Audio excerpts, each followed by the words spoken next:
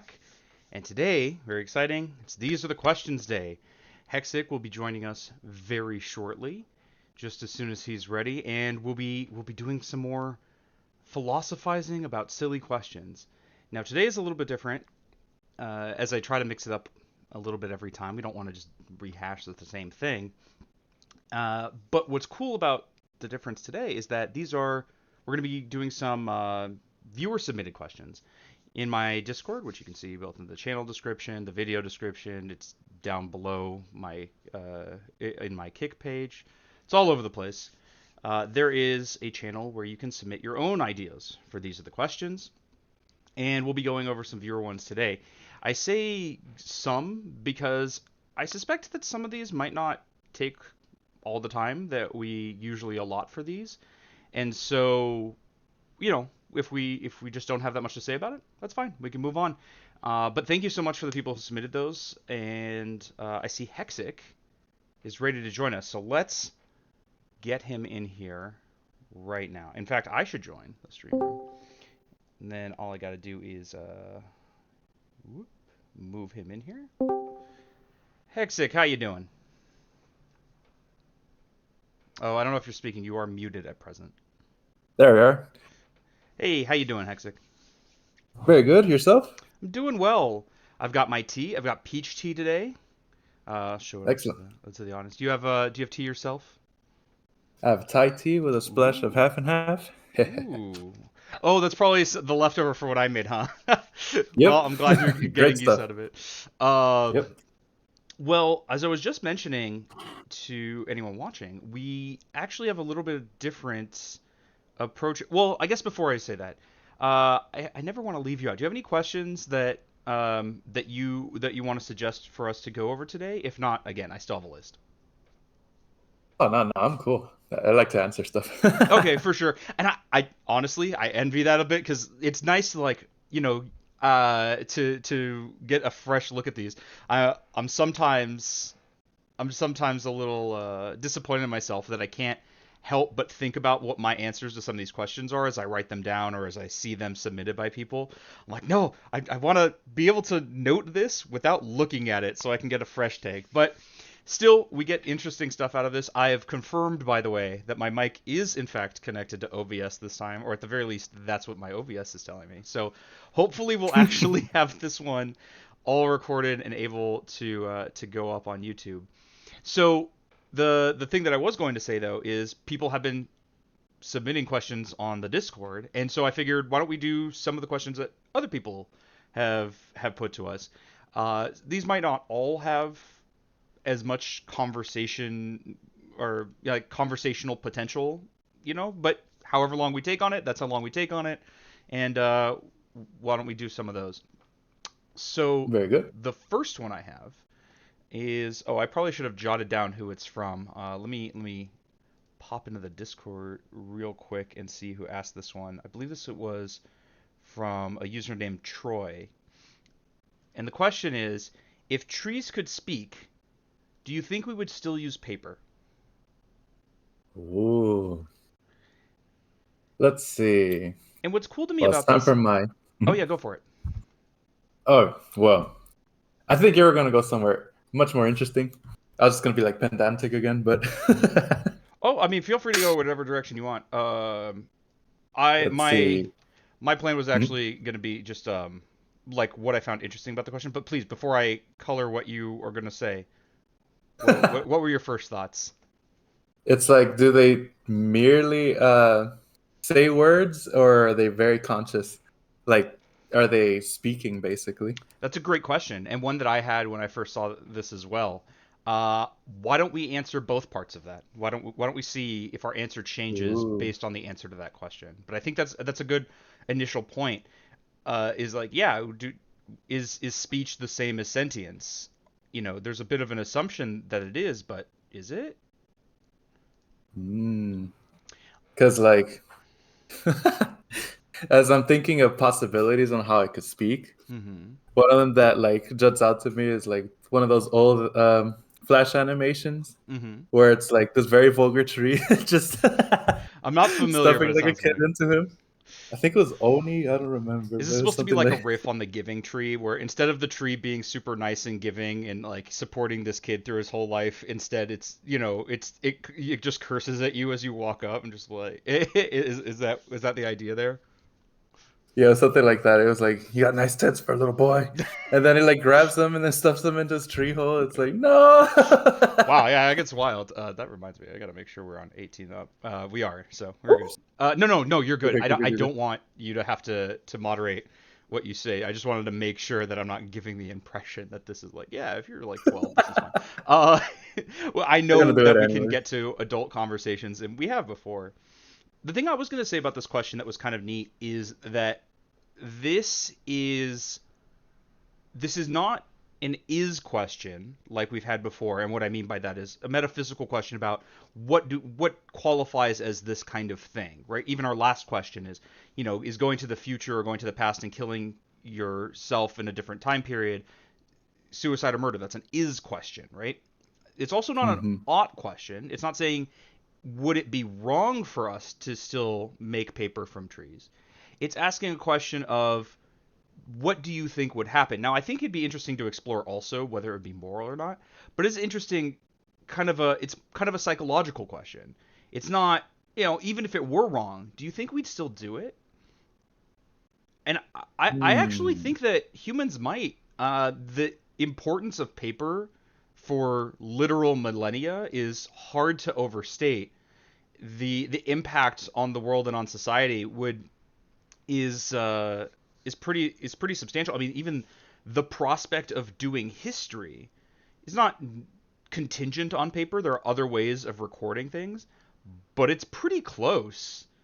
Um, so maybe, of course, as I say that, I have some other concerns, but I don't want to. I don't want to, just go on for 5 minutes. I'll let you. I'm curious what you think about that Yeah, approach when to you the put it question. like that, it's like I would think of leather products. Mm-hmm. It's like sure they might be like walking around too while we're at it, but if they're more or less just dead and stuff, we could use them as we normally would, Okay, and so kind then of like when a like kind of tree like a dies on its leather. own. Or no, you're talking about the leather from animals. Sorry, I lost you. Yeah, so leather from animals. So it's like we either farm the trees more or less like what we're doing, Mm-hmm. and then basically when they're dead, like unspeaking, then we use them as if leather products, something like that. Okay, that's I something guess to it depends how good they talk. that's something to note. Are they Also, like parrots? I think it's important to focus like you did on there are alternatives to paper. I just did a quick Google. I'll put it up on screen so people can see. Before we used trees to make paper, there was also papyrus, which is made from a different kind of plant, from the papyrus plant. So, okay, that doesn't really help you tell. It's like it's not a tree. It's kind of like a waterborne reed, is what it looks like. And like, Hmm. okay, well then there's an alternative. Now papyrus has a lot of distinct disadvantages against versus the paper that we're used to using. It dissolves a lot more easily. It's a lot more fragile, things like this. But okay, there's an alternative. There's also leather, as you say. There's also the thought that that I had as you were talking about, like, well, if an animal dies, you can harvest its leather. The same is true for trees. Trees fall from natural causes all the time. They die on their own. Um, there wouldn't necessarily be anything wrong with using paper from a tree that's already died on its own. But then that also raises another question: if trees could speak, do you think we'd ever have tried to make paper from them in the first place? Oh, To even know that it was an alternative? wait. Here's a spooky part of the question, maybe. Mm-hmm. But first, we have to clear things up. Did trees? Of course they did. Trees existed before people, right? Mm-hmm. So, have they been talking before people were talking? Hmm. Why Ooh. don't we say that, just for the purposes of this conversation, that we're not sure. We just know that they do talk, but like maybe we haven't figured out. And honestly, I'm not sure how much it matters. If I'm honest with you, if if trees were talking before us or after us. I don't know how much 'Cause- that. I guess maybe if they were talking before or after us, we might have gotten into the habit of using them for paper uh, uh, before they could start speaking, and so there'd be more of a tradition of that we'd have to fight against. But otherwise, I don't see another difference it would make necessarily. because if the trees talked before people, I guess Hmm. I could imagine like all world building like that people would more or less attribute our ability to talk to the trees, something like that. And so then our what morals, religions, I'm not sure.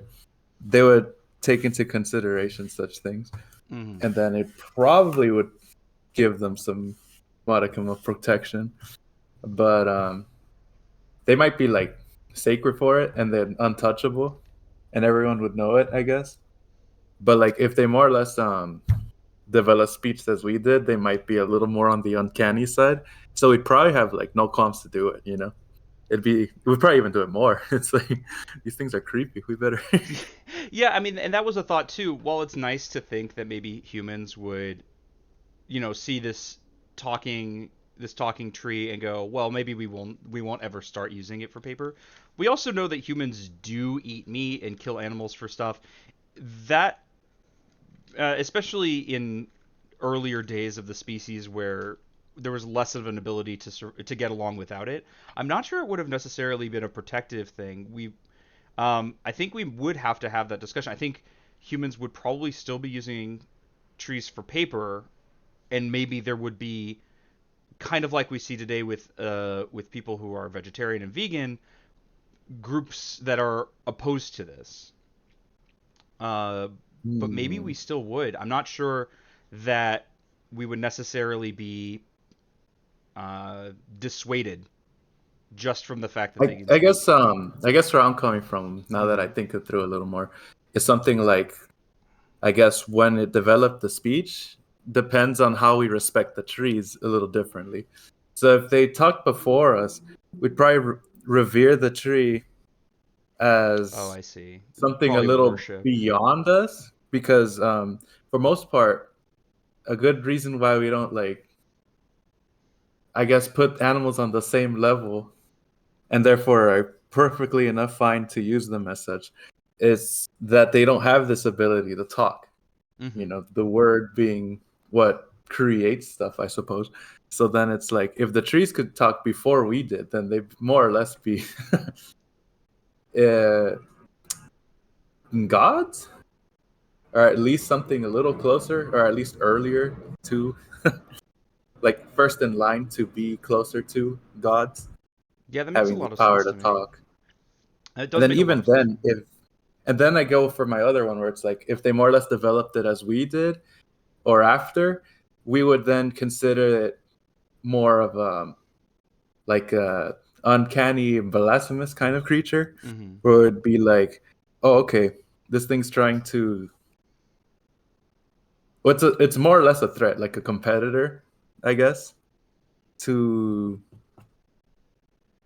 I don't know, having the prestige of being a world creator, something like that.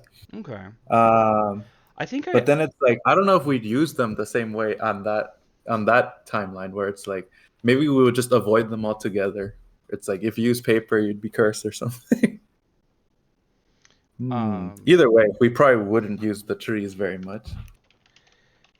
I think that's interesting, though I'm not sure I necessarily agree with some of the conclusions there. The idea that they would be revered if, humans developed language and trees also had language. I think I can definitely see that happening, but I also look at the history of humanity and see that, well, lots of people think about things different ways, just happenstances of culture and circumstance. And we see a lot of religions that have prohibitions on eating certain animals, for example. This is a moderate parallel, and for different reasons. Some because the animal is considered unclean, sometimes because it's holy, sometimes it's just the culture thinks it's icky. to eat that kind of thing, or like maybe it's a pet. There are so many things that work into it that I think it would be unlikely that no culture would revere these talking trees, but I also think it's pretty likely that some number of cultures wouldn't necessarily care. I'm reminded also of the fact that uh, humans and Neanderthals existed briefly at the same period, and Hmm. Neanderthals are very, very similar to humans, not exactly the same. I was trying to Google real quick if Neanderthals had language. From what I can tell, maybe not. Seems like the Whoa. best guess is that they had limited vocal range, so they wouldn't be able to make complex sounds. But that doesn't necessarily mean there was no language. It's hard to say. Um, and so, oh, and then I see this other new study that says that Neanderthals could speak. There's a Well, there's uncertainty. other animals we consider that they have languages and stuff, and you can even go to bugs or something and with their blinking lights or whatever. Mhm. It's like this means this more or less, so as good as it's as good as language, I guess. And it seems like the Well, the understandability of that language has plays a little bit of a role too, because those bugs, I don't think we care that much about doing whatever, eating them, using them for whatever. Um, in, I'd eat you the know, parrot too if it has to happen. yeah, and like a parrot, is considered a little bit more like, man, maybe you don't eat it, but it's not that weird. But then something like a gorilla, I was actually talking about this on stream just the other day, though I think that was the one where my connection was terrible, so maybe it didn't come through. I was talking about Coco the gorilla. I don't know if you're familiar, but Coco the Hmm. gorilla was a gorilla that was taught sign language, and as I understand, she went on to teach that sign language to her children as well. And I think, in that case, would be most unwilling to there would be the most opposition to killing and eating a gorilla or using it for like leather or whatever else. That said, people do that, so maybe it wouldn't be that prohibitive. Maybe that scale doesn't really matter. There is, I think it there are does some though. number of people who just go, whatever, we're humans, we can do what we want, and the other living creatures on the planet just have to suck it up or whatever. Hmm. When you brought up the gorilla, though, Hmm. I think in general most people revere gorillas, even though they don't talk. They have this awesome quality, I suppose. And I think speech would be that awesome quality that would make the proportion of tree usage that. Okay, so we use trees this much, right? If the trees could talk, they'd have that level of awesomeness such that it would mirror how we revere gorillas as opposed to how we revere cows, let's say. There Hmm. are some places that revere cows specifically, like this much, but overall, it's like we use them all sorts of ways like this.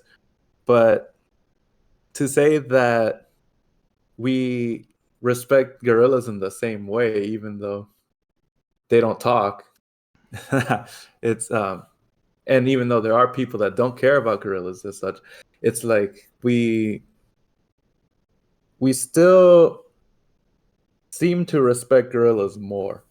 So what I'm saying is if they could talk, we'd put them more on the level of gorillas, if not higher. Hmm. So even if there would be these people that don't care one bit, I'm sure most people consider them like blasphemers or like poachers or something like that. I think the sense I'm getting from like what we've both talked about so far is that there seems to be an element of how humans relate to other animals and other plants around us on on a kind of a scale of sameness. There's this inherent thing, like it's in our like cognitive biases kind of level of stuff where we're hardline to seek faces, and things that look more human we consider more like us, and things that look less human we consider more gross and whatever. um, this is part of why like lobsters seem really gross to us, even though they have faces and they are animals, as opposed to like a dog, which, well, it's a mammal and it looks a lot closer to us and its face is a lot more similar. And it seems like there's this scale of sameness as far as what people tend to be okay with. And this might be why gorillas are, are less likely to be, treated as like as a lot of other animals as opposed to something like a cow. It also might be Mm. utility. It's hard to say. But on that note, then the question is, of course, I guess what we end up being arguing about is how much of that is initial appearance, how much is that um, on an ability scale, because gorillas look very very similar to humans as opposed to trees, but trees can, in this example, can talk, which makes them a lot more similar to us than gorillas that can't, even though they do have a capacity for language. So Hmm. I guess like all that waffling is just to say I'm not really sure, but I think this is the axis at least that we're debating on. At least like understanding that, maybe that can help us a little bit. Yeah, Not because really sure. when you said that I forked into this many ideas, the first would be something like, I wonder what the difference really is between a gorilla and a cow. And then it's like, let's say the gorilla population is as big as the cows, even Mm-hmm. with the farming. Oh god, that's so many It's gorillas. like, yep. And then it's like, well, can we really process process them the same? Like, I know cows are very strong and whatnot, but they're still more or less what, There's the weak to humans? practicality issue of like Yeah, gorillas so are more difficult to domesticate in part because they're more intelligent. They're also they're super strong. they're much smarter, so they are like they're not just going to go along with as much stuff. Like you said, they're very strong. That said, part of Even why if we there manage aren't to that use many. them, they're probably not very good for leather. That said, part of the reason why there aren't that many gorillas is also in part because they get poached for things like their hands and feet. People do look at them as like a resource, but often it seems more like not one that you farm, it's one that you hunt. So, maybe with trees, maybe it would even be in that same Mm. sense, right? You don't grow a bunch of trees for you to. You probably still would because it'd be very easy. Like people might still grow groves of trees just so they can be cut into paper, or they can do what happens a lot now, where they go out to where trees are and cut them down for paper. I'm not sure. I'm not confident that we definitely would, but it seems at the very least plausible. I guess is where I'm coming at it from. I guess another thing too, one of the forks I was thinking of was also, I guess the role that trees had in our evolution might be the same regardless if they talk. Mm-hmm. Where it's like, even with mammals, like all the way to the very beginning of mammal evolution, it's like more or less trees are like the home of such creatures, Mm-hmm. like think squirrels and whatnot. So then it's like there is a level of awe that we already have for trees. Like if you stand under a gigantic tree, and then we have all of these symbology or whatever, like world trees, things like that, or even the giving tree you brought up earlier. It's like the awesomeness of a gorilla is more like uh not an opponent, but like Kind of somebody in the same way stronger, I we guess. would see like a dragon as awesome. It is an Yeah, impressive creature. but the awesomeness of a tree is more like this is home kind of a feeling. And then Okay. with that, it's like the utility of making literal houses out of them would still be in line with how exactly we respect them.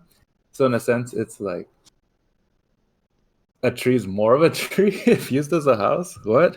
Yeah, I do like freestyling, like how you said earlier. I mean That thing you envy. that is a good point though, and it's something that as of yet we haven't really touched on is that paper is not the only thing that we use trees to make.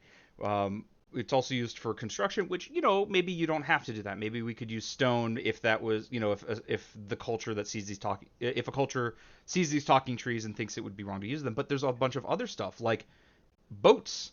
Not so much anymore, but at the very least at the beginning of seacraft or of like seafaring, wood was Mm, what you make boats out of, and a prohibition on that would on doing that, culturally enforced, would lead to significant.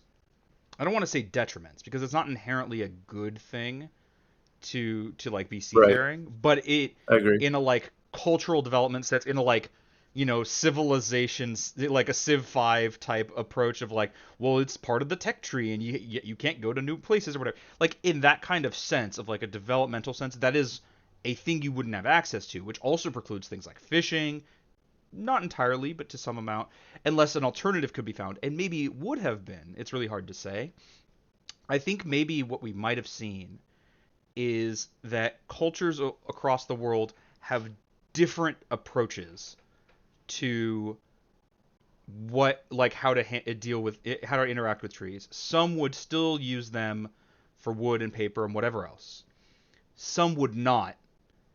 And I Mm. wonder if there would be in that version of the world a colonialism of the groups that use trees because you just have extra resources. It's immoral. It might be immoral, but since when does that stop people? In the same way that like civilizations that have had slaves sometimes fare very well as opposed to ones that don't, not because it's good to have slaves, but because it's a resource that they're taking advantage of. It's okay, I don't want to excuse it. I'm just saying That gives an advantage. that can at the very least, right?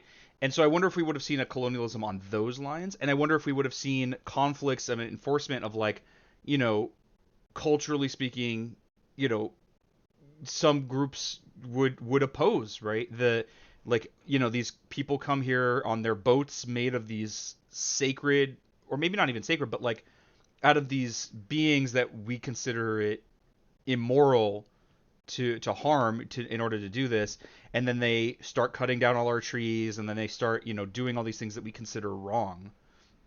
I'm putting myself in the position of the colonized for some reason, but that group considers wrong. I wonder if we would have seen that take place throughout history, Hmm. I which I guess think leads if us. Oh, sorry, go ahead. yeah, if people like all avoided trees, I bet the population of humanity would be much smaller. Like it would more or less stop its possibilities just for that. Like it wouldn't be Possibly. able to explore further out from where they are. They couldn't build um, more houses, I suppose. They'd be limited to what they can find, like caves and stuff. Well, I mean, you can still build Uh, houses out of other things, right? You can sure, build, you can build out of like reeds. You can, and like mud, fallen and mud, and also stone. More recently, but we even use so, it's like concrete, which concrete is actually surprisingly ancient, though not in. They wouldn't have been able to use it to make houses because of how they made it. But there's a lot of materials you could use. I'm thinking in part of like indigenous Americans of like, well, some like yes, they used wood, but there was a lot of other stuff in what they built. Sometimes leather, sometimes like I said, grasses and stuff as roofs. There's a lot of things you can use, and maybe we would have found alternatives if we weren't using trees. That said, I think some cultures definitely would. sure, but then a lot of these things require fire. Now I think about it, and it's like, how do we make those nearly as efficiently without the trees? And you can burn a lot of Um, stuff, but people definitely burned wood for a long time. So yeah, yeah, I that's feel like another at the question. very least, the potential of humanity would be cut to at least a fourth, and so then it'd be like It'd be maybe a bunch difficult of for people sure. wouldn't even like maybe the entire what West Hemisphere wouldn't have been populated at all without boats. Who knows? Maybe. Well, I But mean, it would have been I guess populated. There there's were the strait people. There to were walk through. people But in the Western Hemisphere before before the Europeans got there. Uh, sure, sure. But like, how do they get there? as I I mean, there was understand, that strait or there's whatever. the You Bering walk through it and Strait. whatever. Yeah, But like, it was da like da da da. But it's like without fire. tens of thousands of years ago, kind of thing. And then eventually spread out over the continents. Um, Oh no, I think the for tide sure tea. I think for sure the world would be different.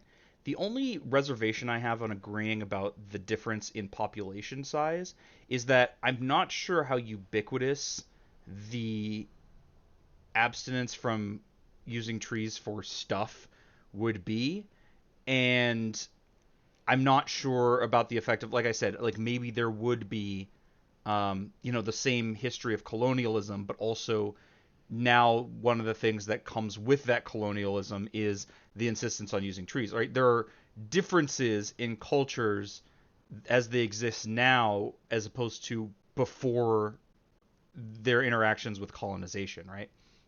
And so that's what I mean. Like, we can imagine, the culture that doesn't. They get conquered by colonizers. They make it culturally normal, and now suddenly they do use trees. Well, I guess where I was going with the population cap is Mm-hmm. if everyone revered the trees enough to never ever use them, it might get to the point where certain benchmarks of civilization couldn't be reached. Oh, if it was And ubiquitous, then yeah, maybe. I think I might agree with you then. If because like no one on when Earth you used talked about trees. because when you talked about the difference between like or I guess certain cultures using slavery, it's like at the very least it seemed to give an advantage. And so then you have to see how there's like a certain cap where if the population's too let me see. There's a point where we can do away with certain things only when we reach a certain level, I guess. So if slavery had to exist, and then like if slavery appears, for it to then disappear, you'd have to reach a certain level where it would afford, it would be like diminishing returns, if not straight up disadvantage. So I think like technology and whatever um, might have been more or less. This is terrible to say, but it's like I wonder if the only reason people were really conscious of the morality of slavery was simply because there was finally alternatives, So and this so then is it's like, that's actually not terrible. It's actually something that I've heard considered before. The I've mostly heard it considered from a position of dialectical materialism, basically the idea that things are in conflict and it is the material changes in the world that makes for these changes. It's opposed to like ideas being superior and winning out. It's more material conditions change this. And I've hmm, heard it discussed exactly in that context of, well, there were a lot of things at the outset of the United States, for example, that incentivized the propagation of the institution of slavery. One of those things is the massive economic benefit to the country. Well, one of the things that might have contributed towards the abolition movement gaining picking up steam was the invention of the cotton gin. Suddenly, slave labor was much less necessary, or much less. I don't want to say necessary because it was at no point necessary. advantages. It was much less advantageous. Yeah, maybe that's there was you. It wasn't as it didn't confer as much benefit to the slave owners, and so maybe that contributed in some part. I'm not familiar enough with the motivations to say anything definitively, but it's definitely something I've heard considered. And yeah, what part of the question would definitely be like, what is materially advantageous? I forgot where you were talking about with that, but there was something else that you said that was really interesting, that I wanted to mention. What did you say that led into that consideration? Hmm. I guess like certain benchmarks of human civilization, like benchmarks that are reached to with certain technologies Mm-hmm. and even done away with either a certain level of the same technology or a new technology altogether. Oh, okay. So, That's you've reminded me now, if you don't mind. mhm, The yeah. what I had thought of was a couple of things as well. One, with the consideration that we were just talking about of like, will material conditions have impact on these things? Maybe we would see, as you say, that like trees would be used for whatever, and then we find that we don't need to make buildings out of wood. We find we don't need to burn wood. We don't need to make paper out of wood. Maybe we stop doing these things. That I think is very possible. Another consideration is we're a little bit barred from the counterfactual, which is we don't know that if there was this opposition to using trees as a resource, that we wouldn't have come up with some other alternative. Right? We already see that there are alternatives to something like paper. There's papyrus, there's leather, I mean, you can chisel into stone if you're really desperate. Though that's not exactly Mhm. feasible. But like papyrus was used for a long, long time as like the primary source of paper, and that's not from trees, right? Um, What so if maybe I we would have just found say, alternatives to building stuff. As I mentioned, I learned recently from a Veritasium video actually that concrete is actually ancient. The Romans used concrete, but easy, yeah. one of the things that but their technique was different, so they wouldn't be able to build what we can build with it. Well, it makes you wonder, like, well, if trees weren't like, if it was seen as like trees aren't a resource, maybe they would have tried more stuff of like, well, we got to build something. Like, we got to live somewhere. What if we know how to make concrete? I wonder if we can change how we do it so that we can make buildings out of it, and solve that problem. Hmm. So I wonder, Yeah, it's because possible if we could have found solution. There are alternatives. yeah, there would be solutions, and the benchmarks may be hit just at different times, perhaps Mm-hmm. later, in my opinion. But Maybe. then like I guess where I was going was then addressing your issue of the ones who use trees anyways versus those that don't use trees, and they would absolutely have the advantage and reach that benchmarks much sooner, and then probably even troll the other ones by saying, haha, they don't even use trees. But So I it's wonder like, about that too, because on the one hand, that seems intuitively reasonable, especially in like with more ancient technologies, like wood was used for so much for so long. Um, Maybe it's optimistic thinking, but it seems at the very least possible. Even though this is like the opposite of what I was hypothesizing before, it seems at the very least possible that a culture that doesn't use trees as a resource might be incentivized enough to look for alternatives that maybe they, develop stuff that we currently use instead. We don't use wood that much for a lot of things. When you really think about it, it's a lot of hmm, metal and concrete and stuff like that. Now, of course, metals require you to require immense heat to work with, which, well, what are you burning? It can be coal or charcoal or something, but charcoal comes from trees and often it's just wood. So it's not like for sure, but I wonder also, like, it would be also neat to see, like, maybe what we could have seen is a world where the alternatives actually surpass what trees as a resource, though I think I agree with you, that seems less likely. yeah, it's a lot less likely in my opinion, and it would be probably the path of least resistance to merely stay at a certain level of development, um, until I guess waiting for such a miracle jump. But yeah, it would be probably more likely that people just stay stuck, like civilization would just stay stuck at a certain level. Mm-hmm. Let's see, where was I? I expect we would see something a little like what like a tree of life looks like. There's branching paths for different cultural changes, and we're adding in another axis that can be different.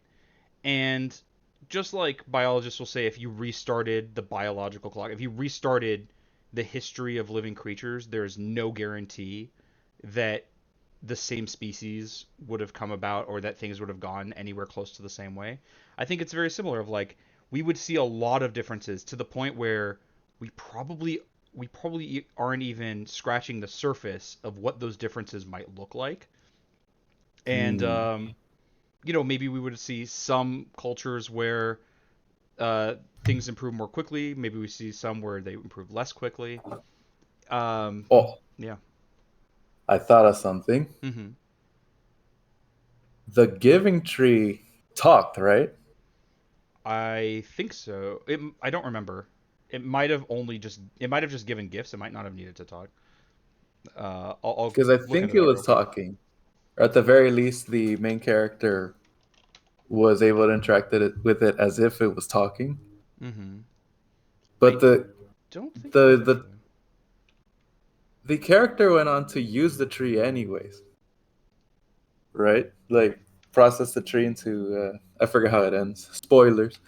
Uh, was there a boat or a house, something like that?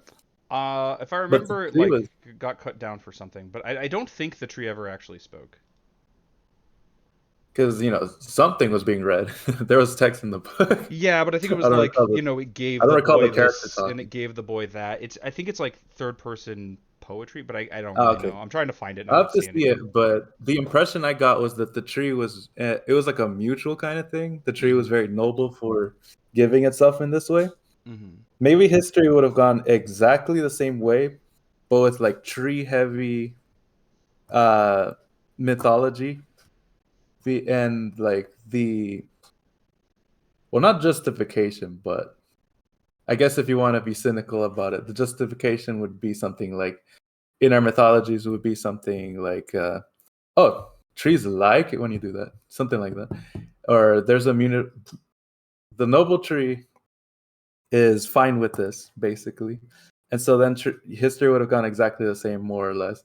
Maybe a few more like And maybe never now we use would, tree cultures, but and then future cultures being like, hey, let's stop using trees because yeah, like we obviously they see now talk to with like them. vegans and stuff.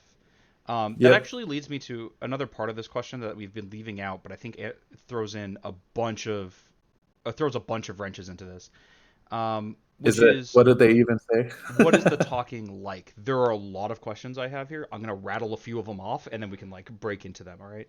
So, it okay. The question is like if they could speak. All right, but are they using a recognizable language? Is it can they speak the same language humans speak? Do they have their own language? Is it learnable? Is it identifiably speech? Or maybe we can assume it's identifiably speech, but do we understand it? Do we know what they're saying? Is that speech, as you say, like as you asked towards the beginning, is that speaking actual like intelligible thought, or is it merely making noises that indicates a language? Maybe they only make sounds that sound like human speech, but there's no actual thought behind it. And if there is, does that mean that they're sentient? Does it not? Does it not necessarily imply that? uh, and if they're just making noises, or maybe they don't even understand the speech, then maybe they say something without meaning it, and how could we ever know? Like I said, there's a million questions here. We can start wherever, but I think What that if they're yeah, totally smart? Like yeah, they the have a easiest place is like they're intelligent, they know what they're saying, it's like we can talk to them. comprehensible by us, but then It's we like, hey, could buddy, what's up? yeah, and then of course like then you have some of the same questions that you were already asking, right? Because just because they can speak doesn't necessarily mean that they're all on the same page. Humans aren't. So maybe we'll see different cultures with different relationships to the trees because the trees themselves have different cultures. And maybe there's one tree culture that says, yeah, whatever, like you can use us for resources because like maybe they have some belief that lets them transcend to another plane or something, right? Or maybe they're just like they just don't care or because it doesn't hurt them. But another group of trees is like, no, please don't. We like not getting cut down, thank you. I think we'd see a lot of the same stuff come up. The trees probably Depending. know the rules of the jungle. They'd say, "Well," and so then it's like, if trees could talk, could they do other things too? I was wondering if like the ability to move is somehow a prerequisite for talking. Oh yeah, that's a good Like the question. shape, because the shape equals speech. It's like when you were talking about the similarities of some animals to us over others. It's like I wonder if one of the similarities would be The movement. I guess the shape of even something like vocal cords. Not that we see them, but the shape is similar enough to us such that they talk. So then it's like that Well, could be visual, maybe they but like anyway, make. I guess that leads to another fork, right? Because then we have, if they're able to talk, that does feel a little different than the groanings of their movements, because like trees like move and groan in the wind and whatever else is actually language, kind of like we see in Lord of the Rings with the Ents, is that the trees are talking just by like their groaning and movement is treated as language. If hmm it were like that, maybe we would never even know. hmm We could be living in that world I'm right sure they're now doing and it have no right now. idea. Um, another thought that I thought was kind of interesting is, okay, maybe different species of trees also are differently have different levels of sentience. That could be something interesting to talk about, just like, or maybe not sentience, Like but different levels levels of of intelligence. intelligence. Kind of Yep. in the same way that like dogs and cats and humans and mice have different levels of intelligence, even though we're all mammals, right? Mhm. Um, and even in if we were to assume that they do have the same level of intelligence, just because that makes it a little easier to talk about, I wonder if we would see cultures treat trees differently based on how old the trees can get. Because with the same Hmm. level of intelligence, the longer you're alive, the more ability you have to learn and grow and gain wisdom. And like this is why Tree senpai. people talk about like with wisdom comes age, or with age comes wisdom. So maybe we would see like cultures that live near, for example, sequoias might treat those trees very, very differently because they live literal hundreds, if not thousands, of years. Might treat those trees differently than cultures where the trees, I don't know what species they might be, but like where the trees only live like 50 years. I wonder if there would be a difference there. Hmm. We'd probably prey on the Yeah, I the also think it weaker would be more trees, likely that like the younger trees would be more likely to be used as a resource than the older ones.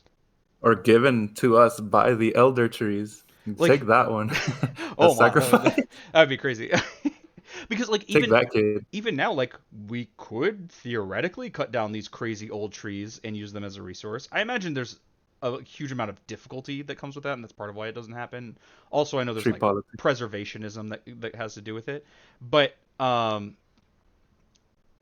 or conservationism. That's the word I wanted. But we still a little apprehensive because there's that understanding of like you can't just plant another one of these. This is 1,000 years old.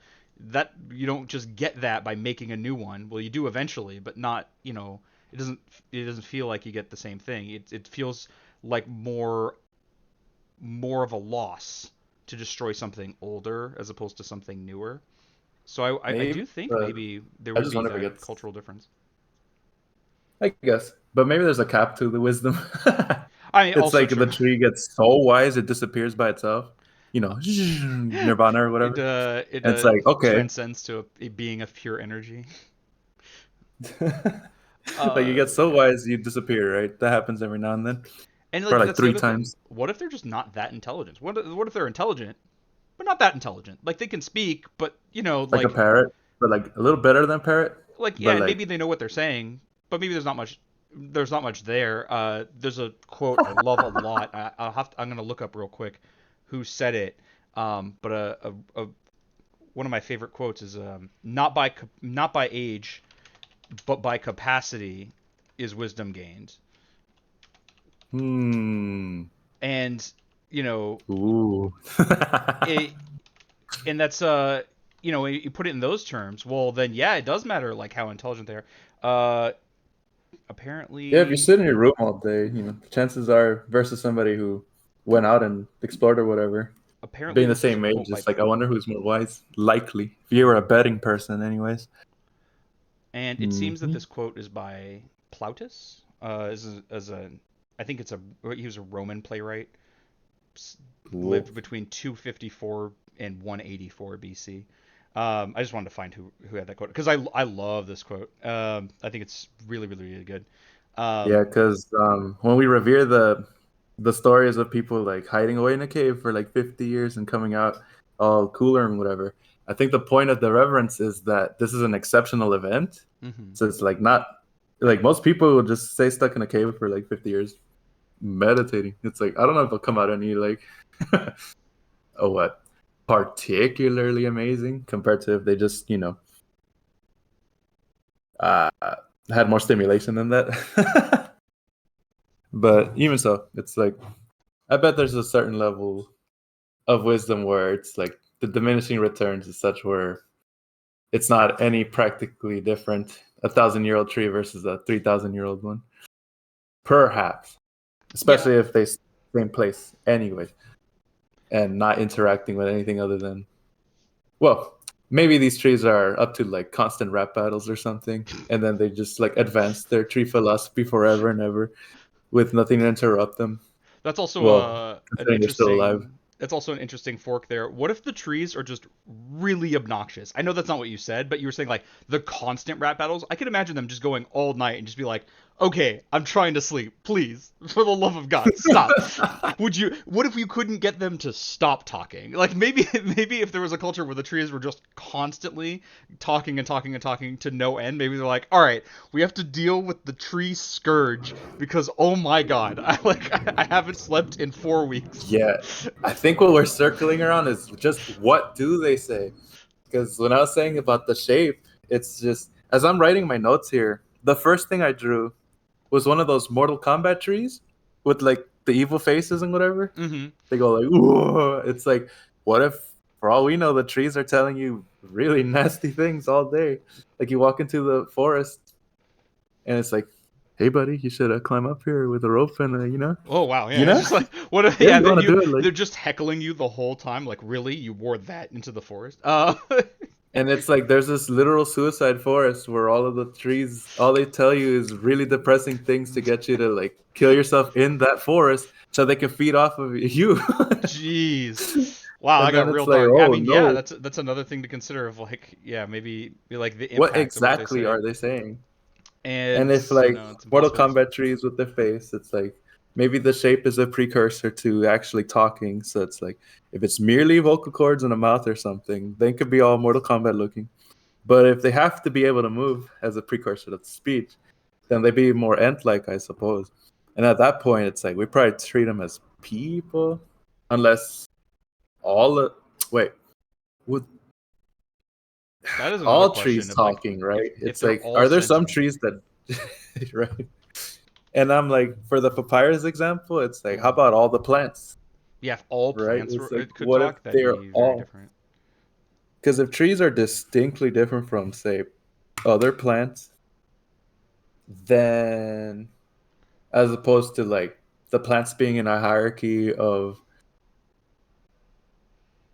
whatever it is we beat other animals at with our ability to talk, Hmm. having a soul, some might say, but I'm not sure about that. I'm still thinking about that one. But it's like talking trees are the pinnacle of the plants in that they can actually affect the world either with strictly their speech, maybe, or like I say, like I'm very spookily implying maybe that maybe you have to be able to manipulate as well as you'd have to be able to manipulate literally with hands before you could even talk. So it's like, these trees are be moving around and hunting us. You know what I mean?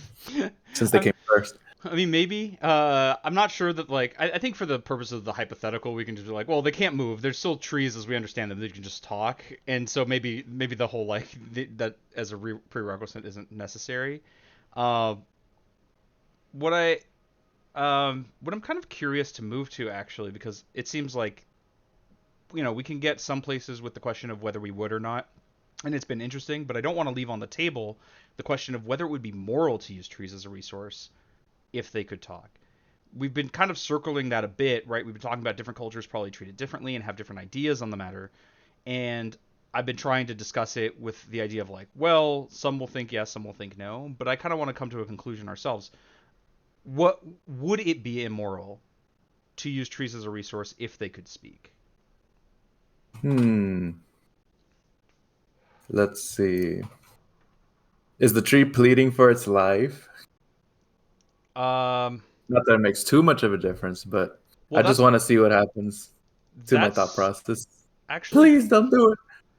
so that's actually part of the question that like the sub the like follow-up questions that I had in mind is just because they can talk, we don't necessarily like maybe they don't even feel maybe they don't feel pain, maybe they don't have a problem with it. Like I guess their will is kind of important there, right? If they don't want to be cut down, if they don't want to be used as a resource, well, that should probably speak for something, right? The acting opposed to the desires of this sentient thing. Now that said,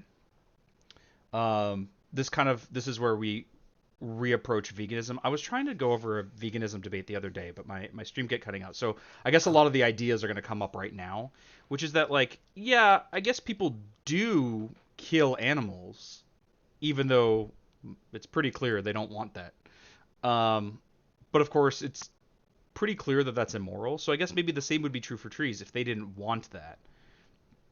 Um, what if we don't necessarily know whether they want Hmm. to or not? And we also have that question of, does it cause them pain? What if it doesn't? What if they just are dead now? Would that change Sure it anything? does. I No, I think don't know if it does. I think my initial response is like, Like, well, yeah. it's ending a Mhm. life that is in a sense a version of suffering, so long as the tree doesn't ask to, like, I don't know, if the tree wants to die, like maybe that's a different story, but it's ending a life which is causing harm, and if that can be avoided, it's better to avoid it.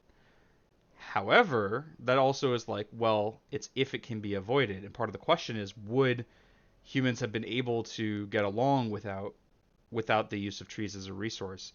In some places, it might not have been possible, right? It might have been so necessary as something to build houses out of. Though I'd be pretty surprised if it were literally impossible to avoid using trees as a resource. Um, so maybe it would These it trees would be wrong. I don't know. are like, I don't know if I'm just like, I don't know where it's coming from, but it's something like, well, what are they gonna do about it? It's like, all right, maybe I'll be squeamish enough not to do it. I'm not saying I would be, but it's like, all right, bet I'm gonna do it anyways. It's like, what is the tree gonna do about it? And if its shape, at the very least, doesn't change that it could do something about it, becoming all venomous and whatnot, or extremely, Or start throwing apples at you like in the Wizard of Oz. Um, or like its wood is just not of good quality anymore, and like that's super a brittle and whatnot. and that's an interesting point, right? It's not really to the moral question, right? Just because someone can still, like, even if the tree doesn't like it, doesn't mean humans can't do it. It is an interesting point towards whether it would still happen. Yeah, because Like, at some level, it's like a lot of things are just unavoidable. It's like we live in a filthy planet because we all die and stuff. It's like everything's cursed anyways. So it's like there's only a certain level just shy of, literally disappearing from being super enlightened into thin air that we can reach. So it's like, I guess when you brought up veganism, it's just like keep thinking. It's like, I mean, I bet plants can talk anyways, and they don't want to die either. It's like you're hunting something, dude. Like, I don't know, you're using something, and that's because I don't know. We live in a dirty planet. and I think to some extent people would still use them as a resource, because Yep. there's nothing that can really be done about it. It's kind of in a similar way that, like, cows probably don't want to be slaughtered for food, and they probably don't want to be tortured in factory farms. But what are they going to do about it? It's something that humans have to put an end to, since it's something that humans are doing. And But so it's not maybe something you put an end to by merely stopping. You have to reach that next benchmark um, that allows for us to have even more benefits without uh, without any of the cost, like half the cost and twice the benefits, I something like only that. partially agree. I think something being immoral is still immoral, even if it, like, would make your Oh, life a sure. little bit worse to not do it. And that's, yeah, and like, I figured you'd agree with that, like you just did, like, but like, to anyone watching who might not, like, your life would get better if you could, like, kill your neighbors and take their stuff.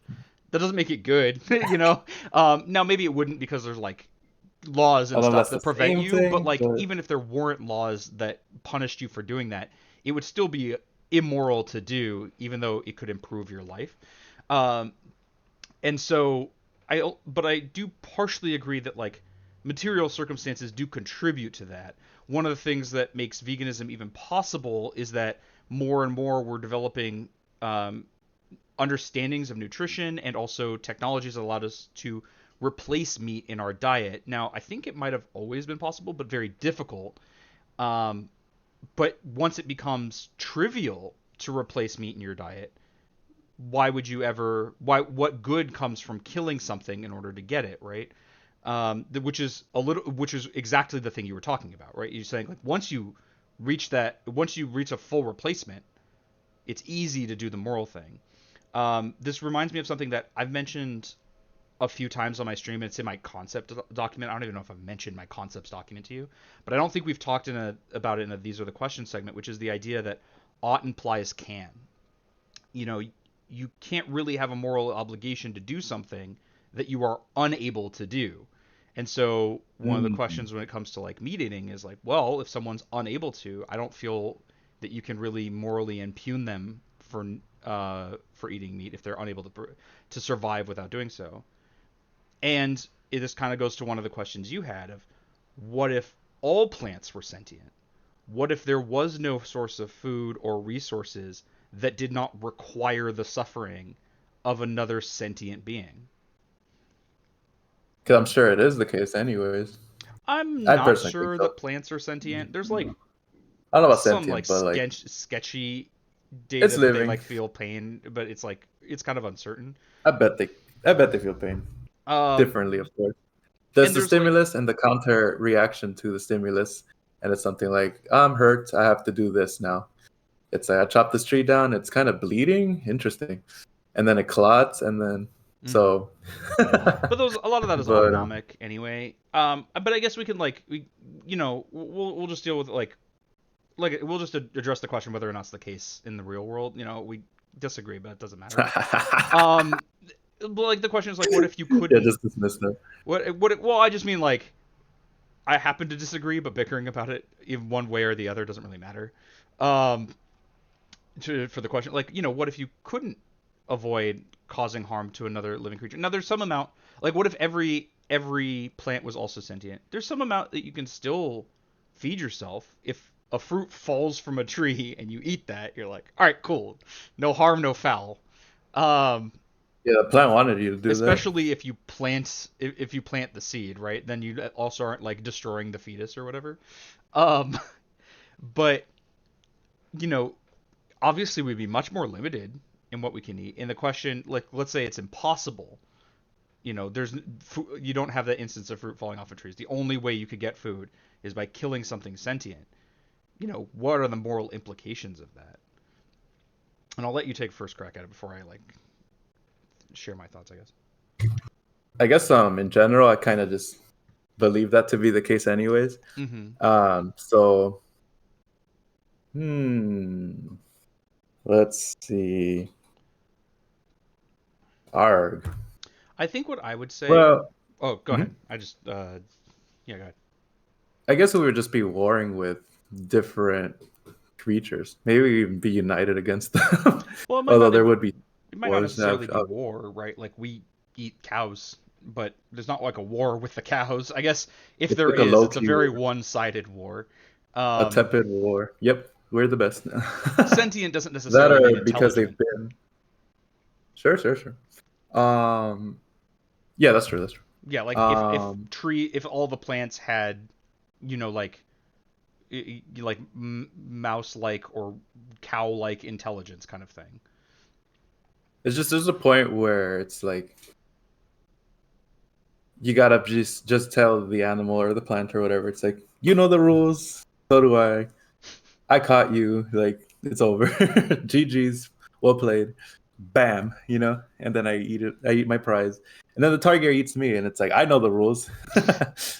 Like I'll be mad at Um, him, sure, but like it's more of a, well, I got because I'm so stupid or weak or whatever. It's like or rage quit or whatever, like gamer rage. But it's like okay, well I know the rules anyway, so it's fine. Or at least it doesn't matter whether I know it or not. The rules played themselves, and I'm dead now, and in the tiger's mouth or whatever. It's like fair enough.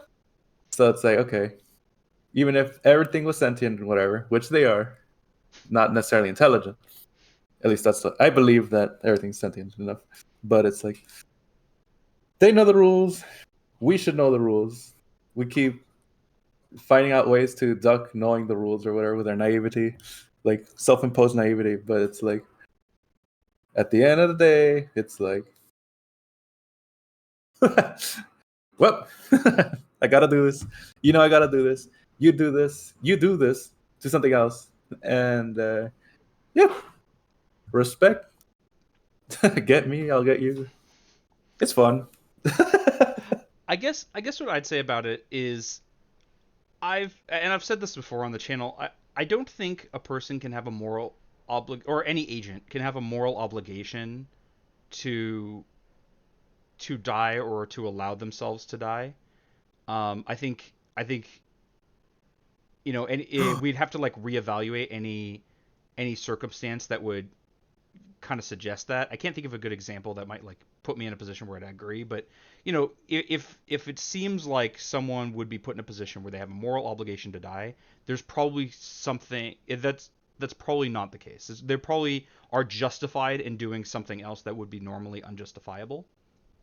This is Mm, why, like, if you're being held captive without food or water, it would be pretty justifiable for you to like do violence to your captor and to free yourself, because to say otherwise would be to say that no, it's your obligation to just wither away and die, and I don't think that can be the case.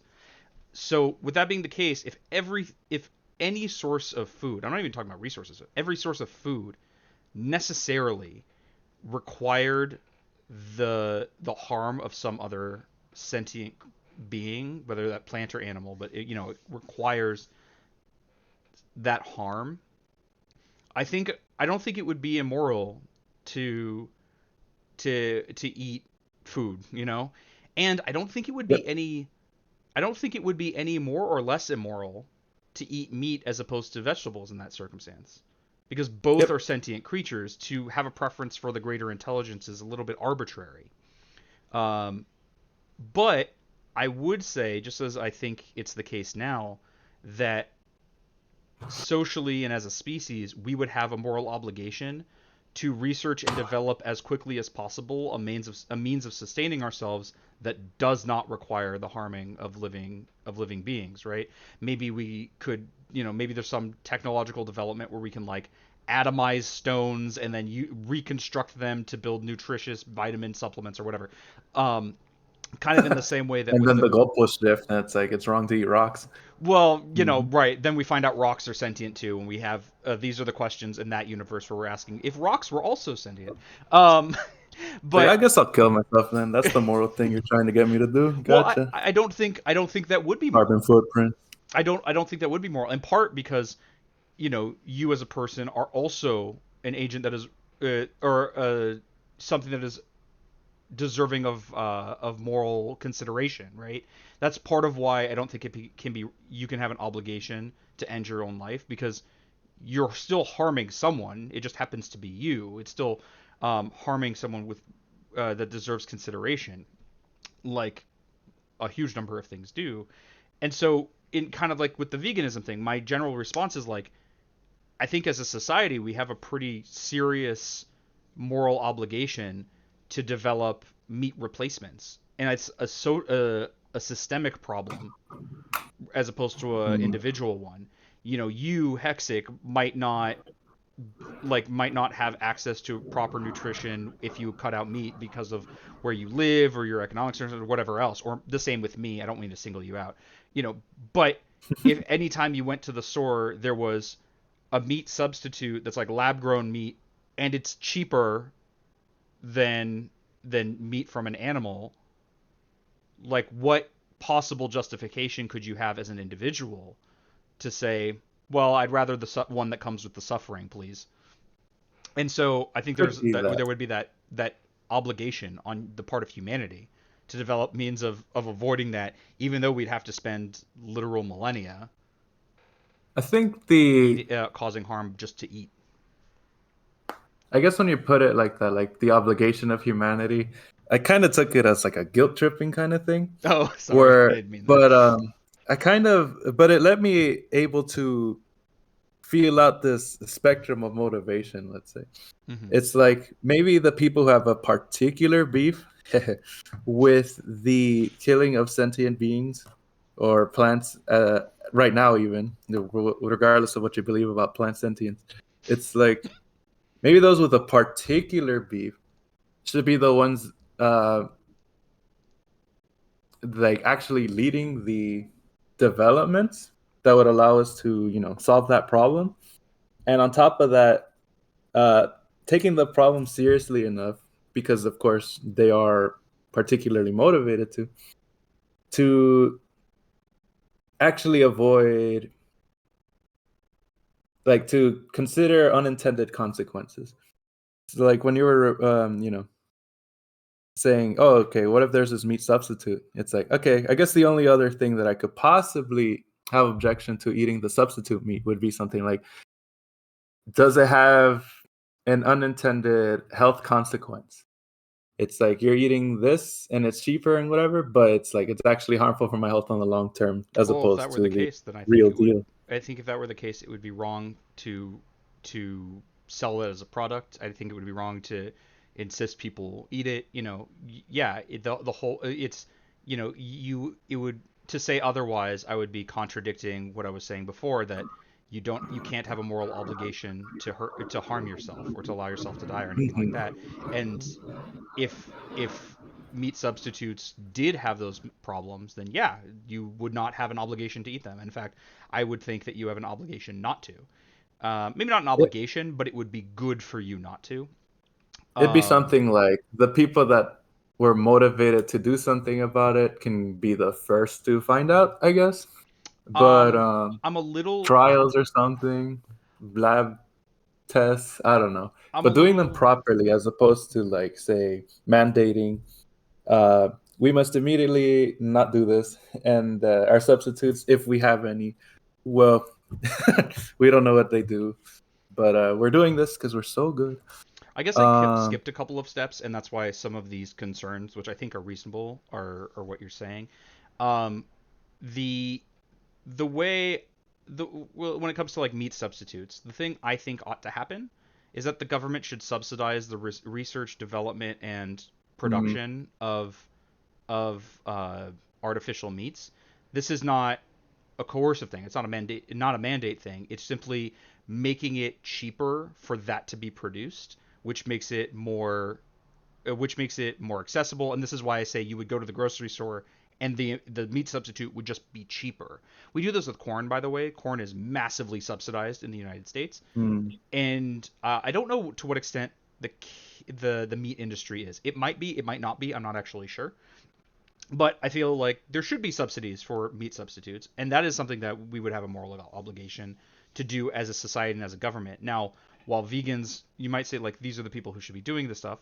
Oftentimes they don't. We don't like the people who think that, myself included. I don't have access to the means of doing this. There's no referendum process for the federal government. I couldn't do something like that. The thing you could do is what vegans tend to do, which is be active, make their voices heard, express their ideas, uh, try to convince people of the moral importance of this undertaking.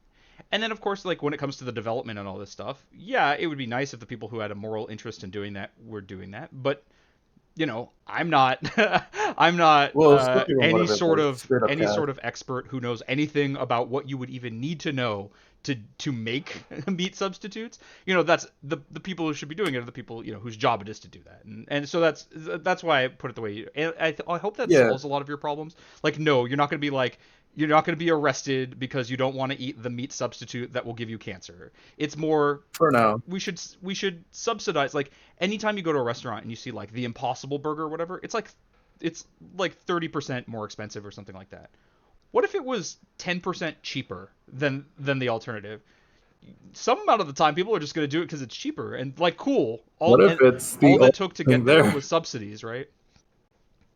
What if it's like the only thing there? Like, we simply destroy the alternative one way or another, I, push it somewhere over else, time, straight up burn it, that would probably be explode it. good, but the problem is there are so many. The problem is there are so many. Since we're talking about like veganism here, there are so many cows that the ramifications of the genocide that it would take to to reduce the population are well, certainly beyond me to calculate.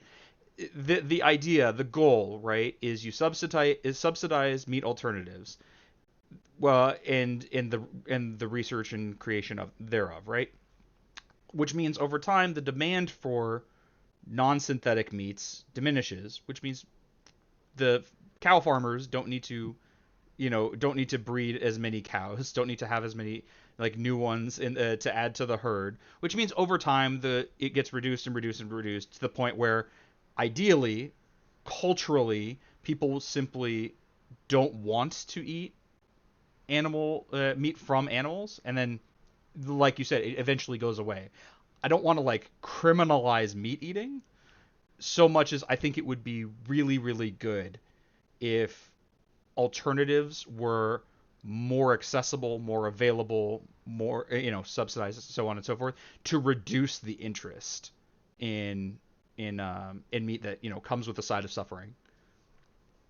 I guess where I was going to with that is with the motivations anyways.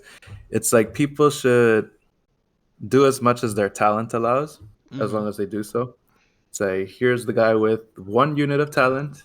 You might It's like you say can only do so much with it. from each according to their ability, something like that. That's a No, Marx quote. but I know. Uh, it's something like you could only do so much. It's like, okay, me with my 90 IQ, I can't exactly be the guy to invent what perfect substitute meat. Sure. But if I'm particularly stressed by this whole issue, then I can take steps towards, uh, not having anything to do with it. Yeah. But even though it's like, what the subsidizing part, kind of icky to me. It's like, are we really gonna tangle this noble cause with, uh, politics? Well, I mean, at some Or it level, it keeps already changing is. hands to the bad guy? I mean, at some Yay, level, my guy it already won. is Oh no, political, the right? good guy won. The bad guy won. The good guy won. It's like half the time it's going to be under the leadership of someone we don't like. So it's like, I don't know. But I digress. I was being really dumb right now. No, no, But I mean, these are concerns that like people have. Like, I don't think it's unreasonable. well, Um, what I mean to say is the subsidy changes the it might get in the it might ironically get in the way of the proper production of the substitute. um, It's like it might be incentivized to like not solve the problem I'm to not keep the money rolling, sure what you something like mean. that. Oh, if you subsidize the like research or whatever. I mean, the idea would be to like subsidize the production and like the costs or whatever. For what it's worth, I just did a quick Google. The meat industry is the U.S. government spends about 38 billion tax dollars each year to subsidize the meat, egg, and dairy industries. Um, I'm sure. this is from PETA, so maybe like they exaggerate or something like that. But like that's probably true, or like it's probably at the very least close to true, and that's as much a political decision as subsidizing the meat alternatives, which is exactly as political a decision as not subsidizing meat alternative, right? In a way, especially political organizations like a government are incapable of taking actions that are not political, or even inaction becomes political. You know, Mm, um, that's more easy to see with other instances. But like for example, there's the conflict going on in Israel right now. The United States has decided to like take action. Deciding to not take action would be exactly as political. You can't really avoid that. And political isn't necessarily bad, right? Especially if the mechanisms of government are being put towards positive ends as opposed to like the negative ends of of subsidizing a meat industry that is built on suffering. Instead, why not subsidize an industry that can alleviate that suffering instead?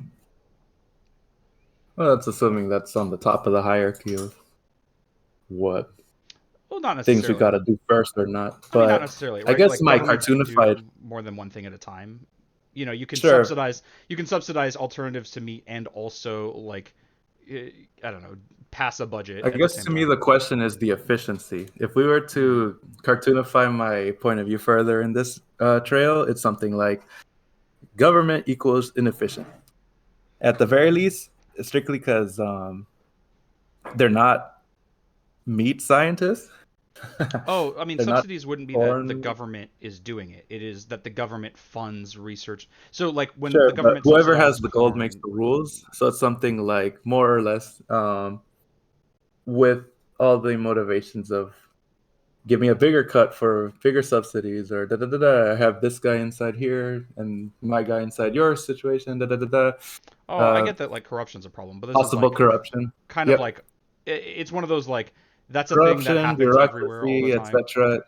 It's like at the very least, subsidy to me just gives me a red flag for looking for assuming inefficiency.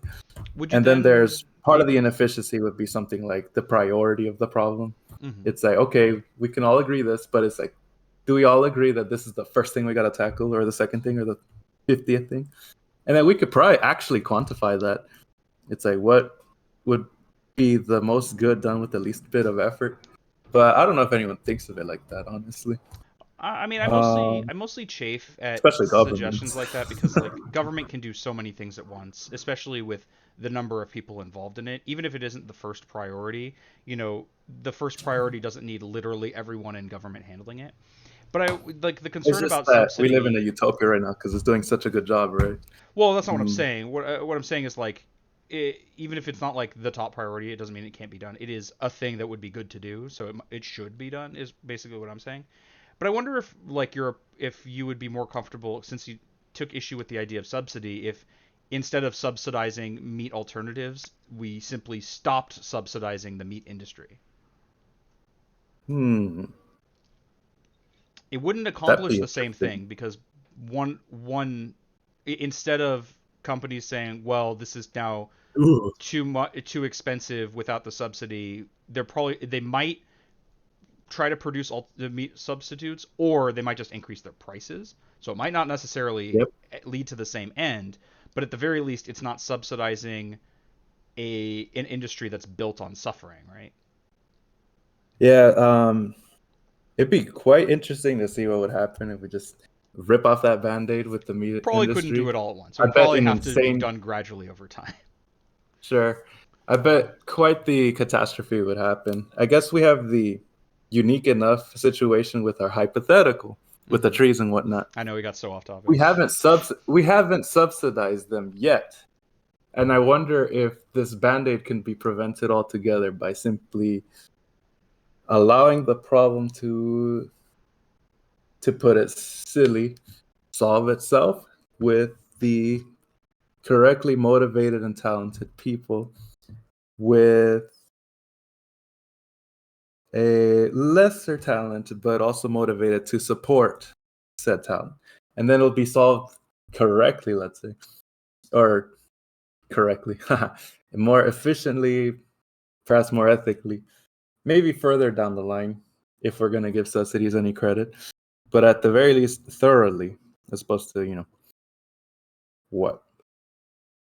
I guess the reason Mhm. why I suggest something like a subsidy is, and I know we were talking about like trees being sentient. We're so off topic, but I think it's really interesting, and this Our is also why this happened last time too, where it was like these silly questions can lead us to answering real questions and having at the very least some reason to understand why we're thinking about them the way they are.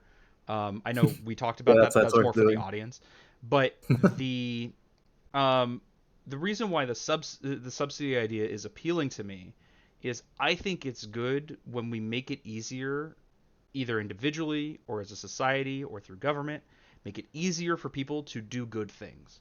I think it would be good if we could reduce the amount of suffering that non-human animals experience due to the meat industry. And one way to reduce that suffering is to incentivize alternatives that don't come with that suffering, and subsidizing the research and production of meat substitutes would make it easier for people to do good things, and that is why I'm like that's why I find that appealing. You could just like criminalize meat eating, but I don't think that would be good. I don't think that would be I don't think that would help. I don't think that would encourage people to do the right thing. It would simply make people do bad things, like, but try to hide it.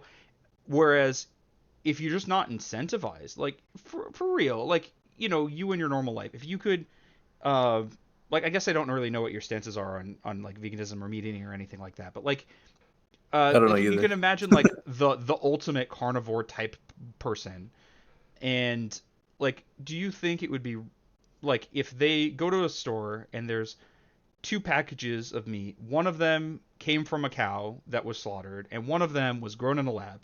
They taste the same, they behave the same, they're just as nutritious, but the one that was made artificially is cheaper.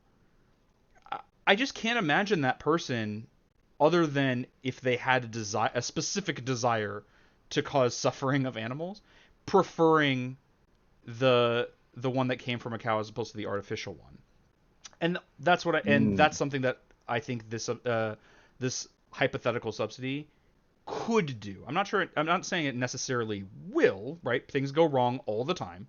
But at the very least, the the idea would be you make it easier for people to do good things and not do bad things, and that's cool. I think that's great. mm. Yeah, I guess my only worry is since my framework is what I guess what Is this I the guess my inefficiency? only worry is the inefficiency and the possibility for corruption. Not that it couldn't be corrupted. I mean, all Doing sorts it of any these things other way. are like the meat industry, or also it's like corruption is a thing that needs to be fought already. Same thing with like I'm talking about with like the concept of a state, and I know there are problems even in that. But like the inefficiency of government, one I think is overstated. In fact, the government does a lot of things way more efficiently than the private sector does. Um, uh, but Like, even if we take government as being inefficient, a subsidy also doesn't require the government to be doing the thing. They just pay people who are, at least in theory, efficient at doing the thing to do that thing. You just make it cheaper for them to do it. It'd be this is another way where it's the axis of making it easier for people to do good things. Companies operate with an eye on their bottom line, what makes them the most money and cost them the least. If maybe one of the prohibiting factors for developing and selling meat substitutes is that it's more expensive for them, so they don't make as much profit. Well, if the government comes in and is like, oh, we'll pay for half of the development on that, that's not how it would be, but we'll just say like ends up working out to half of what it costs them. Well, suddenly they make a lot more money by doing it, and probably more money than they would by getting into the meat industry as it exists, and so they're incentivized and it's made easier for them to do the good thing. This is why a subsidy again is appealing to me. Um, hmm. and I know at this point I'm mostly like we've derailed to the point where I'm basically just trying to convince you of my idea of the solution. It's not super important, and I should probably like lay off of that. So I'm sorry sure we're for talking that. in generalizations here. It's like I'm Yeah. sure we can replace the problem of subsidizing meats, or sorry, trees, um, with any other problem, and then the solution being, of course, government or not government, and then that's what we're actually stuck on right now. But uh, yeah, that's it's probably still worth going through, if at the very least to avoid the being in the same spot the next time this comes up. But so we can have a more like the thread will be even further along as opposed to restarting over and over and over. So keep ducking. But And and for what let's it's worth, see. the thing I found interesting about that conversation is something that I'm glad we were able to kind of show how it works. Is I've seen people previously, not in when we do these are the question segments. It's usually when I'm watching other videos and reacting. Some amount of the time, people will argue that debate is not a means by which you can come to the truth, or that you can discern what the truth is. I think that's Mm, often the case, especially with formalized, like with a moderator type debate. Like if it's being done with like a very structured way for an audience, I think that's frequently, if not most of the time, true. But I also think it can be a way that we can test our ideas and come to conclusions that are at the very least more truthful. And what I felt like what was just happening was I was presenting an idea, you were presenting challenges to those by debating with them, by arguing with them, and whether or not my idea can stand up to those challenges, can tell us a little something about whether that idea is a good one or not. It also, vets like the potential problems with it, and um and through dealing with objections also can strengthen the position by modifying it for those issues that are weak. So I know we were really off topic, and I do apologize to you for that. But I think what we were doing was something I wanted to show is a positive of debate. So that's why I was pursuing it. But we can get back to the topic Oh, now. sorry. That's definitely on me, and I appreciate you indulging me with that complete Oh, like no, no, off no topic thing. problem. No, Um, I kind of like somewhat going off topic. There is something there. It's just, it's something like the things that we seem to circle around is probably the exact thing that these are the questions are trying to actually find. Like the question proposed might not even be the question. It's the question we find, like whatever it is we're circling when set on a path by a question from the audience or ourselves is the actual question, the yeah, thing we're circling around. yeah, And I and think figuring we'll that out is the important part. yeah, and we'll like improve our ability to think about these things, and we'll find real world comparison. Like we'll learn something about the real world by what we say about these hypotheticals. Completely agree. Totally, Yep. completely agree. But Um, yeah, the bigger the thing we're circling though seems to steam my head up a little more and more. Like the bigger it is, the more it has the potential to steam me up. So I do apologize if I no, did I'm get any like appreciative of heated your or snippy or programming. anything like that.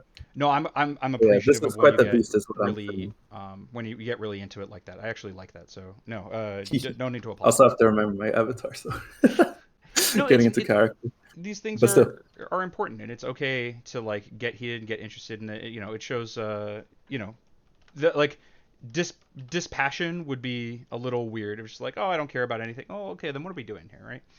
Um, it's at just the I end don't of want to be too inefficient by being like what so heated I can't even see in front of myself. You oh, know, sure, yeah. I mean that, yeah, it can get in the way for sure. it's like wait a Um, minute, we're yeah, supposed to be talking about instead of like trying to win, whatever that means. and yeah, and also a Anyways, good point, right? This isn't about winning, right? There's not really a winning, and that's actually something I it's really about like playing. about the question at hand is I don't even really think I have so strong a position that I would even understand what it would mean to convince someone to my side and like thereby win. But that's not what it's about, right? And like just as you say, it's not really about winning. It's not about the like competition. It's about improving what we're able to do with it and like thinking about these challenging ourselves and It's um about playing. yeah, in a way, yeah, it's exercise It's like, would you for rather our win one game or play an infinite number of games, whether you win or lose? Hmm, yeah, that's an interesting way of interesting. putting it. That said, maybe we But should circle were we? back to Wait, this no, no, recent no. subject. And That's no, I don't not good. remember where we were. I don't Okay, we were on. really know if I have anything more to say about it just off hand. So if you Okay, do, please. I think the way we got here in the first place was a comment because I have some notes here, and it was more of like a spectrum of, I guess, motivation slash how we view certain actions. I'm not sure, but to me, on one end of the spectrum here was where how we got here in the first place, having the proper motivation because this problem jumps out to you as the problem to solve, as opposed to any other problem, Hmm. like eating the tree meat, whatever. trees.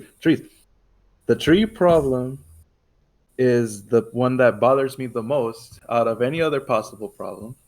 And so then that's the proper motivation. And then you tackle it with however talent you have, right?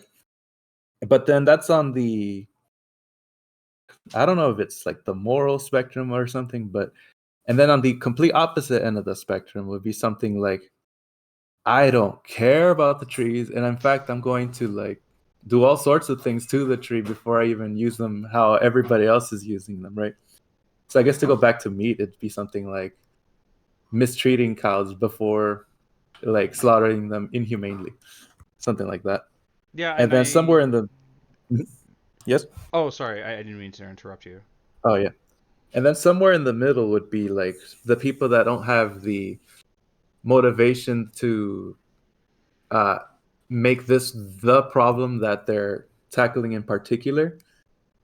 But there's still a level of like, I don't know, morality or like respect, but it's like if you go hunting for food or hear about people hunting, it's like there's probably a proper way. Like there's levels of proper, right? It's like here's the most proper ideal way to make the kill. And sometimes you come just short of that, right? It's like hit the deer exactly here to prevent any like suffering. But sometimes stuff happens and then it gets away and it gets to live the rest of its life in suffering. I don't know. Before being la la la la la. And then yeah, the middle would be like a respect for the kill or the killing. So it's like maybe we can show a decent amount of respect by not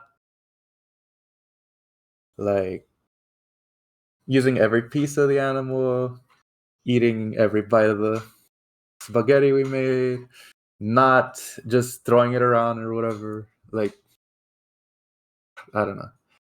For some reason, being October, I'm like watching all these horror movies, Well, I and I'm mean, just 'tis watching the Saw, season. and it's like, yeah, just remember this quote from Saw. It's like he's all teaching his apprentice or whatever how to do all these dumb death traps, and then the guy throws one of the, I don't know if it was a corpse or like a knocked out body, but like the would-be apprentice just throws the body onto the floor, and then the serial killer Saw guy was like, "Hey, what are you doing? This is a human body. You got to show respect." It's like even the guy who puts these people in this death traps has that much respect for it. Anyways, something like that, showing the proper respect to something that we're eventually ending the life of. Mm-hmm. Like because we're doing that to them, we should at the very least have this baseline of respect, and then when we veer from that is the evil end of the spectrum versus the other end of the spectrum of doing something about it with a proper talent, something like that. I do Premix a bell curve or something. I do think that that spectrum you were discussing of like how much someone cares about it is a very real idea. I mean, even like in the subject of veganism, I've seen this kind of come up. It is the rare person, but I have seen them who will say, you know, animals are or humans were given dominion over the animals by God, so we can do with that whatever we want with them. That's up to us, and they're not really capable of suffering. So who cares what you do? You know, who cares about the factory farming, so on and so forth. They're rare, and I don't think that is. I don't think that is like the Christian position, by the way, even though it's usually rooted in Mhm. Christianity. But I do know like that kind of sentiment exists. But then there's also the people. I think most people are like this of like, well, this is culturally normal. I don't really think too much about it. And when it comes up is when it comes up by someone else is when they have to contend with it. And then of course you have people who are opposed. Like I don't cards on the table. I am not myself vegan. I just am sympathetic to a lot of their arguments. Part of the difficulty for me is that it's just very hard to eat vegan in the modern world because it is just difficult for to get that nutrition in a feasible way. But I think it is better to do that. And so like you'll have those people, and I think we would have that same kind of spectrum as you were saying when in a world where trees could speak or any plants, right? You would have Mhm. whatever the cultural norm is, which I tend to agree with Right. you. It's pretty likely it would be that using trees as a resource is culturally accepted. We do that with animals all the time, and we know that they're sentient. Um, Mhm. though some people argue they're not. We'd have the people who are like, "Who cares? Do with them what you will. Like they're just trees. Who gives a shit?" And then you'd have the people who think we should do away with it. And of course, I think they would be right to argue that the alternatives make it easier to avoid doing this. With trees, it's a little easier because uh, we don't use wood for buildings nearly as much anymore. We use a lot of other things. Like I don't think drywall uses trees at all, but like that's a huge like I guess the studs like the wooden beams, but you can use other stuff for that though it might be more expensive. We don't use it for buildings nearly as much as we used to. We don't build boats out of it nearly as much anymore. We don't like we use it for paper, but there are alternatives. We could find those, and the easier those alternatives are to use, the easier it is for society to move away from that. And I think we'd see that same breakdown in terms of like what people would think about it. Because remember, of course, the question is whether humans would still use paper, or we're expanding that to trees as a resource, not whether it'd be right or wrong as much. We're adding that part. And to Hmm. that end, I think there would be those different groups, though the the the split between them would be very culturally dependent, just as we see the split in different parts of the world is very culturally dependent. Hmm. Like there's a lot less meat eating in India. That's just a cultural thing, and it's not just the like, well, Hindus consider cow sacred. There's a lot of Indian food that is no meat whatsoever, no cow, no chicken, no pork, nothing. Um, Part of that might have to do with, well, they have access to spices, and oh my god, is there that food delicious? So like makes it real easy of like, well, I could eat meat, but this thing that we make that doesn't have meat is still super good. So like, nah, I'm like not upset about missing it, but it's just like there are cultural differences, and I imagine we'd see the same thing with trees.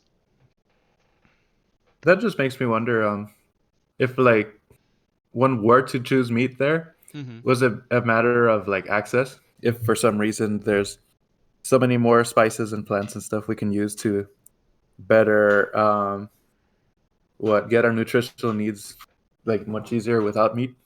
But it's like at the same time, was meat just not there? I just wonder how this culture sprouted. You know what I mean? Oh, I'm not Like exactly sure, but if that's been speculated yet, or if it's a common knowledge to anybody else. I mean, I don't know personally, but I do know that it's kind of a quirk of recent history that. Oh, and also not everywhere in the world. It's not the same everywhere, but that meat is as accessible as it is. Part of that is due to the government subsidies in the United States, but I know historically, you know, especially the poor, didn't necessarily have access to meat. There's a line I know from Fiddler on the Roof where the main character is like, as the good book says, if a poor man eats a chicken, one of them is sick. Because like it used to be that like, yeah, meat's much more expensive and hard to come by than than vegetables and stuff, and other sources of food. So people couldn't often afford it. The problem was, of course, they needed it. They couldn't. People were very malnourished when they couldn't get access to meat for too long. But this is also why certain foods are so common in cooking, like potatoes and onions. These are not great foods nutritionally, but there's so much of it that yeah, you can put it in everything. Same thing with rice. Like rice is absurdly easy to, well, maybe not easy, but like you can make crazy quantities of rice with very simple farms. Well, that means people have a lot more access to it, which means they eat it a lot, which means you're going to see it more ubiquitously across the world. I don't know what the cases was for India, but I do know that in other parts of the world, um, not having access to meat was like pretty common. That's probably also That's what I why, mean. Like, like when you have meat, there's not, if you, a lot of dishes like, all right, here, like this dish that has meat, you use like 10 ounces of meat and then like 7 times as much of other stuff, just because like it's you couldn't necessarily get as much as you wanted prior. hmm. Yeah, I just wonder because, you know, as huge as culture is, I'm sure the environment is even bigger than that. So I wonder if the unique culture of India was the result of its environment, Oh, it's and one of those that things, like probably it's also the case that if we restarted the clock on history, it might not have even turned out the same way. So many things like are just like it's happenstance. arbitrary, like it Yeah, just happened to be the meme. But I feel there like there are maybe the causes, but also it might have been like, this time there was a guy that said, "Hey, wouldn't it be super chill if we didn't eat meat?" And like it caught on, and then maybe in another time, like if we restart the clock, that guy isn't as persuasive. There are so many things that could go into it. because if more or less cultures are just a collection of random memes, it's like that India could have gone one way or the other with the exact same environment. It's that. I'm not sure about that. Oh, I'm not sure Maybe either. memes that spread, the memes that spread there that led to this cultural what Yeah, I mean, this there's culture would probably be because the memes had some ring of truth, like practicality at the very least. It's like the memes seem to ring true in this environment, and therefore it's the reason it spread because it worked. I And mean, so it just happened to be that India's unique culture, it was because the environment allowed it to do that. yeah, it's probably a mix. Like, I wouldn't say culture. I don't think that culture is a collection of random memes. At most, it's like Me neither. semi-random. It's Mhm. some amount of it is happenstance, some amount of it is environmentally caused. Like, it's probably not a coincidence that like rice is so commonly eaten in China. Well, there's a lot of places where you can grow a buttload of rice in China, so that makes it a lot easier. There's probably an Mhm. amount to which like environment played a factor. Yeah, I'm not saying it doesn't. I'm just like I also wouldn't be surprised if some amount of it is, the happenstance of history. Hmm. That's all I'm saying. Yeah, Yeah, yeah. I because like. I do think that like it's a mix of things. It's environment. It's both nature and nurture. But in oh this case, no, there's the not really beasts a. are The circling now. nature is the nature of the environment, not like any like. I'm not trying to make a racial statement about people's inherent like proclivities to certain food eating. Hmm. But yeah, I guess the randomness of memes would probably be on the scale of them.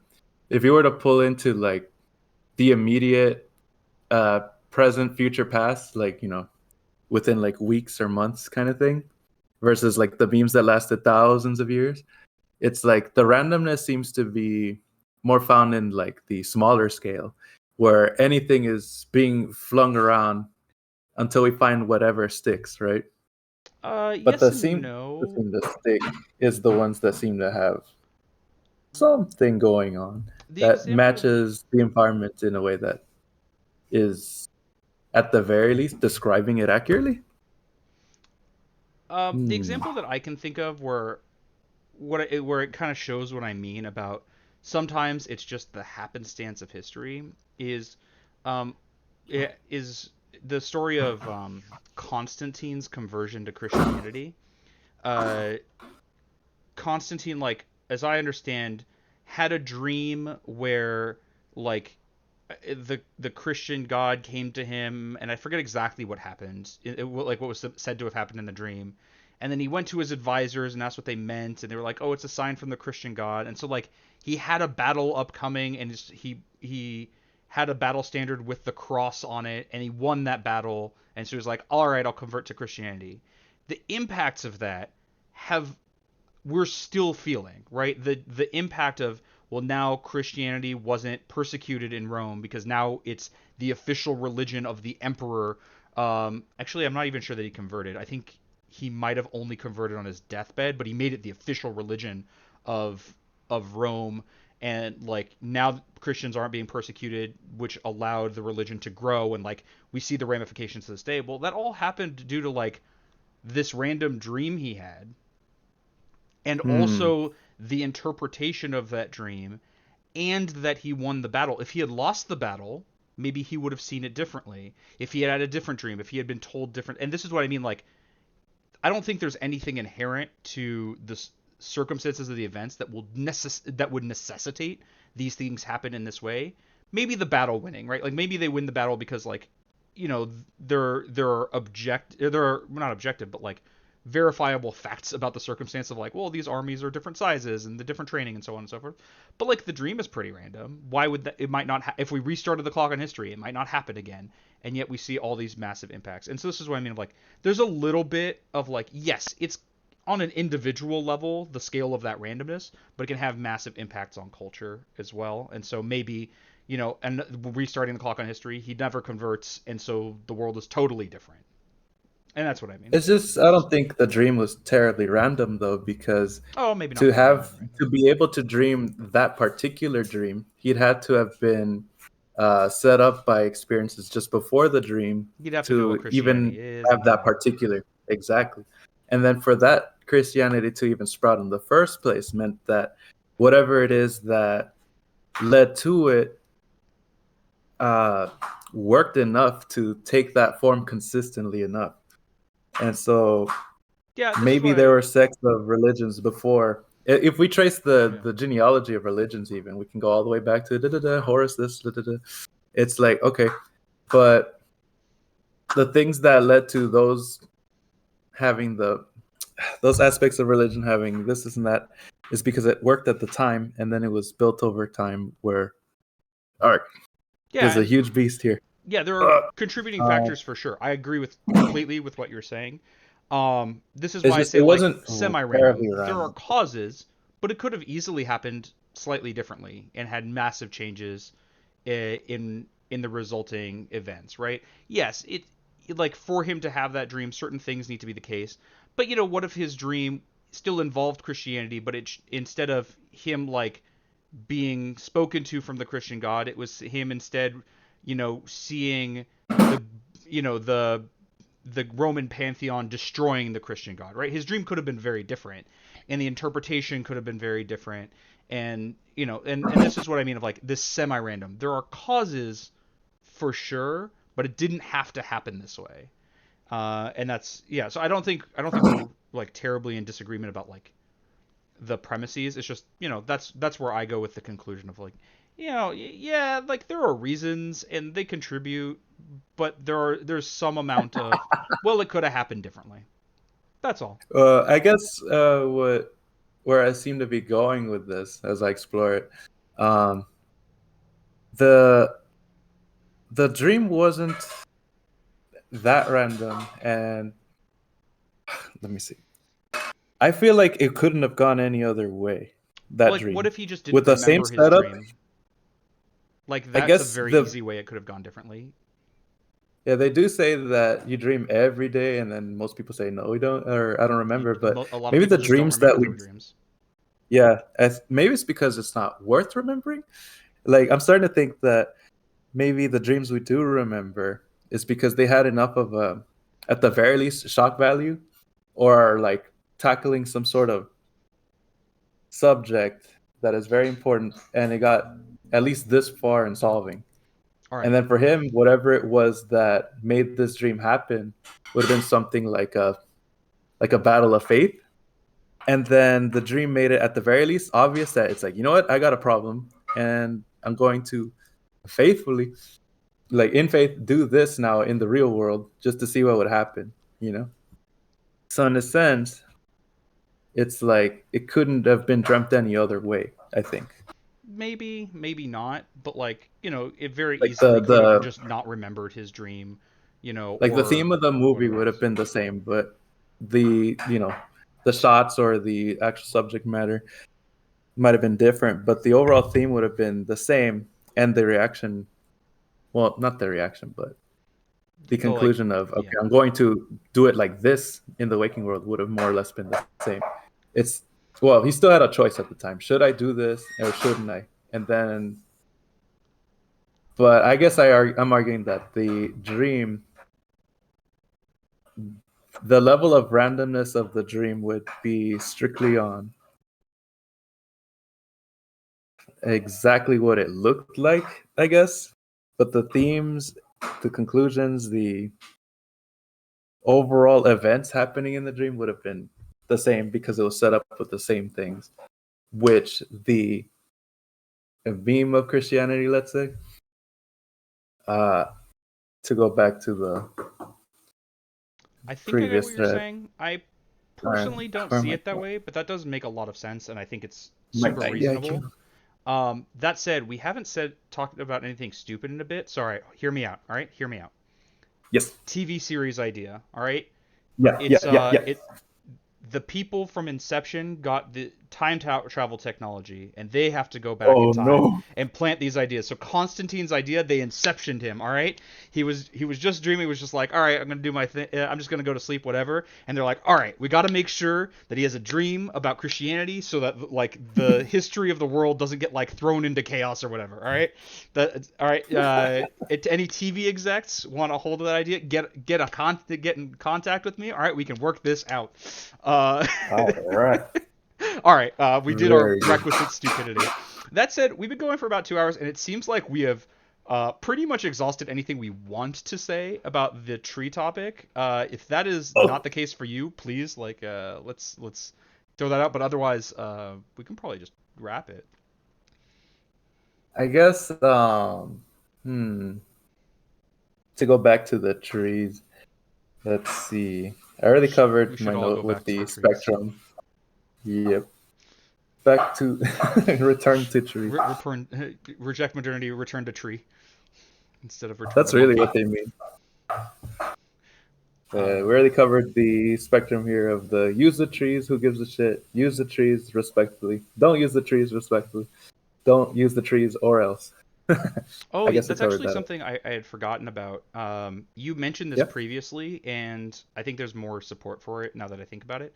You had mentioned the idea that like trees in culture are often looked at as like an indication of home, right? There's a lot of that kind right. of thing, um I agreed with it when you said it, but then I remembered, as I understand, there is a decent amount of indication from like evolutionary biology and also like archaeological research and stuff that humans were at some point at least somewhat arboreal, like not really living in trees, but necessarily, but maybe we would escape predators by climbing trees or something like that. There was some amount of like that, like relationship in that way with trees. I guess probably in the same way that other apes will sometimes climb trees for different reasons.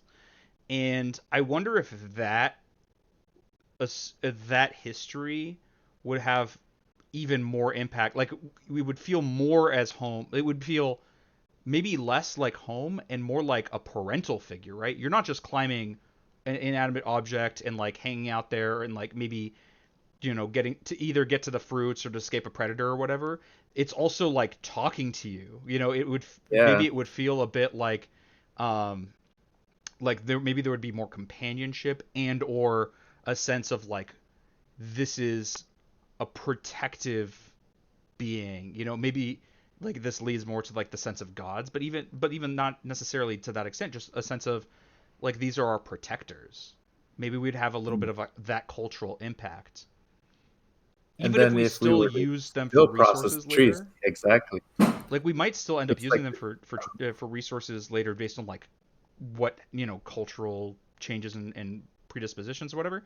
But I want that view would also be interesting of like we might have fewer stories where like the world tree is just the home of all the worlds and whatever, and maybe instead like the like the depictions of gods might be like, well, this is the one that is the protector of humanity and it's represented by a tree. Like I wonder if we'd see differences in like how we culturally think of them.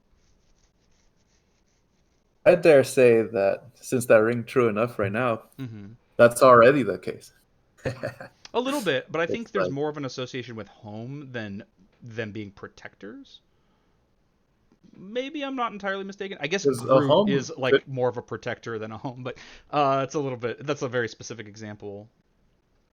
because then now we take it to characters. It's like a parental figure tree. It's like, oh yeah, like in Pocahontas, that was the tree, and then the Giving Tree, of course, was more or less overseeing the. I guess that's true. It was more or less raising the boy, I guess and I'm thinking of so things like Yggdrasil, the World Tree. I'm thinking of like in Lord of the Rings, like the elves live in the trees, but they're not seen as like the protect. It's like they're protectors of the forest. The forest doesn't protect them, right? It's not really looked at in that same way. And I wonder if that connotation. Maybe I guess we do have it a little bit now, but or we have some of that association. I don't want to say a little bit. I don't want to diminish what you're saying so much as maybe we'd see it more. I guess is the only thing I would yeah, say. yeah, I agree with And that. maybe we We'd wouldn't probably have as see. many associations of like it being home as we do. Hmm, now I'm suddenly thinking of like what, like mythologies where more or less giants are the foundational pieces of the world, where it's like the literal like ice giants being the mountains that we see, And maybe instead of Odin or like protecting us, it was the trees keeping us safe from the ice giants, which also has um, like metaphorical association with, well, the winter is dangerous for humans because we don't have the fur to keep us warm or whatever, and the trees, the our guardians protected us from the cold of winter kind of thing. Like like maybe we'd have a story like yeah. that. Honestly, though, I think we like it would simply be more. I feel like the history would have more or less played out exactly the same. Maybe. Now that Yeah, you put it maybe. like that, not exactly the same, but like so similar, like practically no difference. It would be more of a the misuse of a tree would be more frowned upon. It's like, no, you gotta properly cut down the tree. And we might even have a whole ritual associated with it or something. In some At cultures least maybe, in yeah. cultures. And then as we modernize, we'll probably just, use the chainsaw or whatever. But it's like we would for sure plant a new tree for everyone cut down.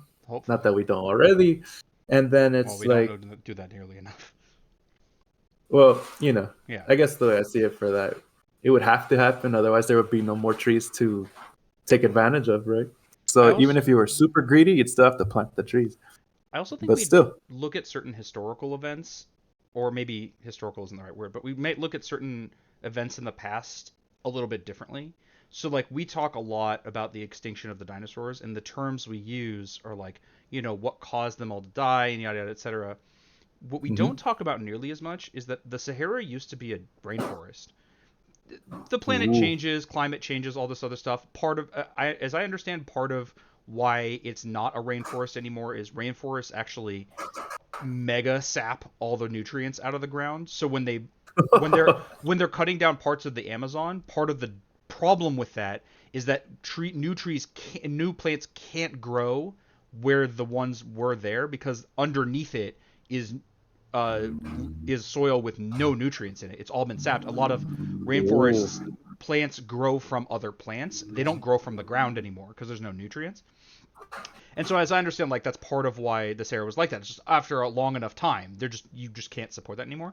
And I wonder if we talk about that differently. It's a very minor impact, but I wonder if we Hmm. talk about like, oh, what did kill off the Sahara, and maybe talk about it in those terms. And maybe think of it like, oh, imagine seeing the dinosaurs. We'd have, instead of Jurassic Park, we'd have Sahara Park, and it's a rainforest or something. I'm not really sure, but I wonder if we would look at the world differently. I guess that's one Uh, aspect of this question we haven't really talked about. It's like, how much would this change to the world change how we look at things, even if history plays out the same way? hmm. Which it might not. I mean, Just we a, have no way of just a knowing. slight aside. Just a slight aside. Would that be like with the Sahara's history? Would that mean to say if we were to completely leave the Amazon alone, it would eventually become like have the same fate? Maybe I'm not Like sure. if I we did definitely don't nothing know to it? about it enough about it to say with certainty.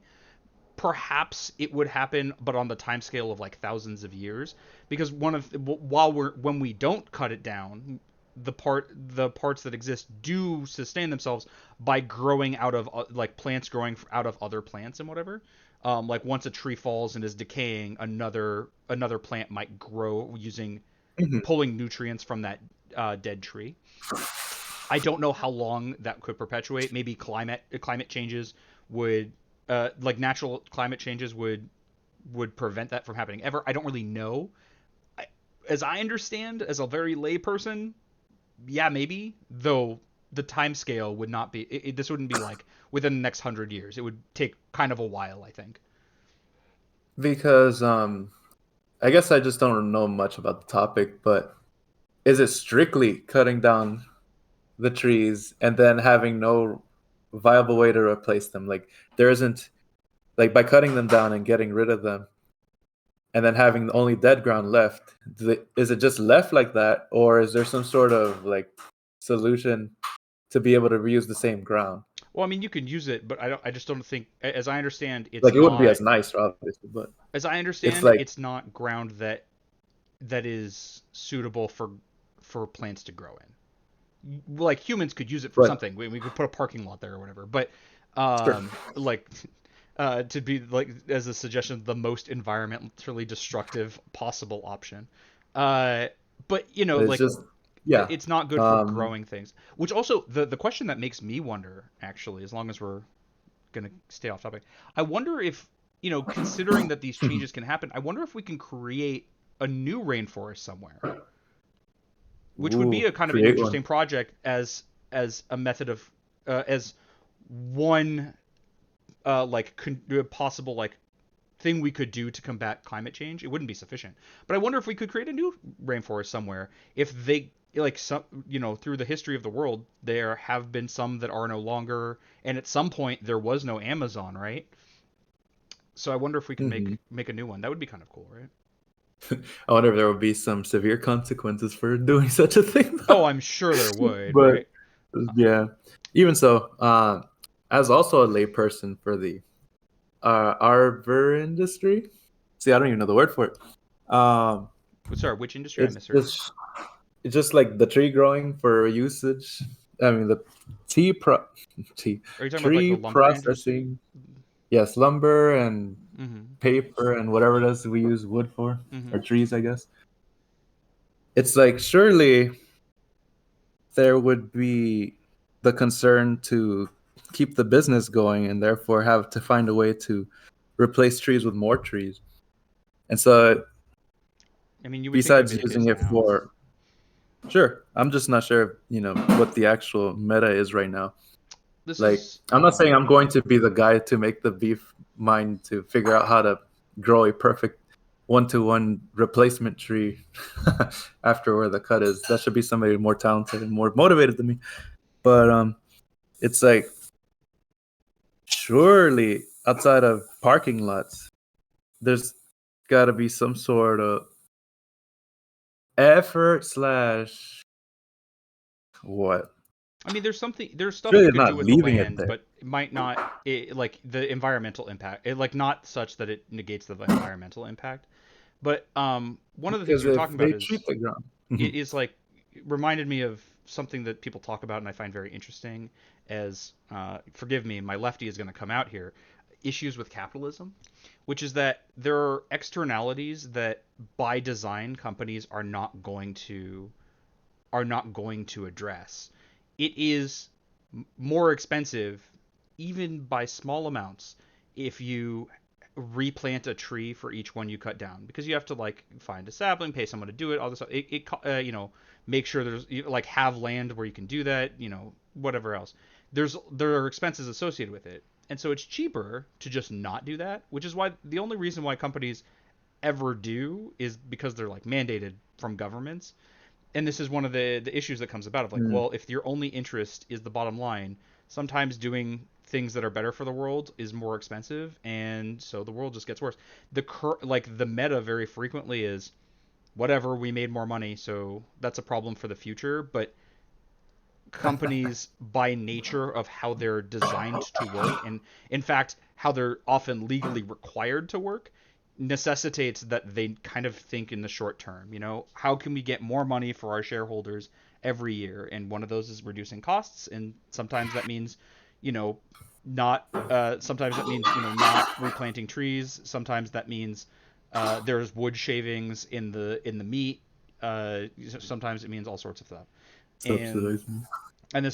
this is part of why I think government, since it's a tool that exists, ought to be used to incentivize people doing good things and to disincentivize people doing bad things. And so it comes up again here with the logging industry of like, well, what if it costs them more because of fines if they don't offset their environmental impact. Now that, as you've mentioned, has been seriously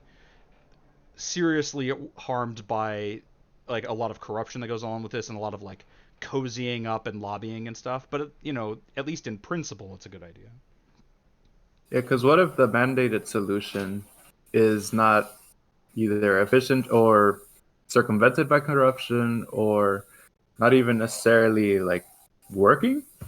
Yeah, if it's Like, not working, then we got to find another solution, right? But the point is like to try to do the good but thing, and if it doesn't work, then you got to it's find something like, else.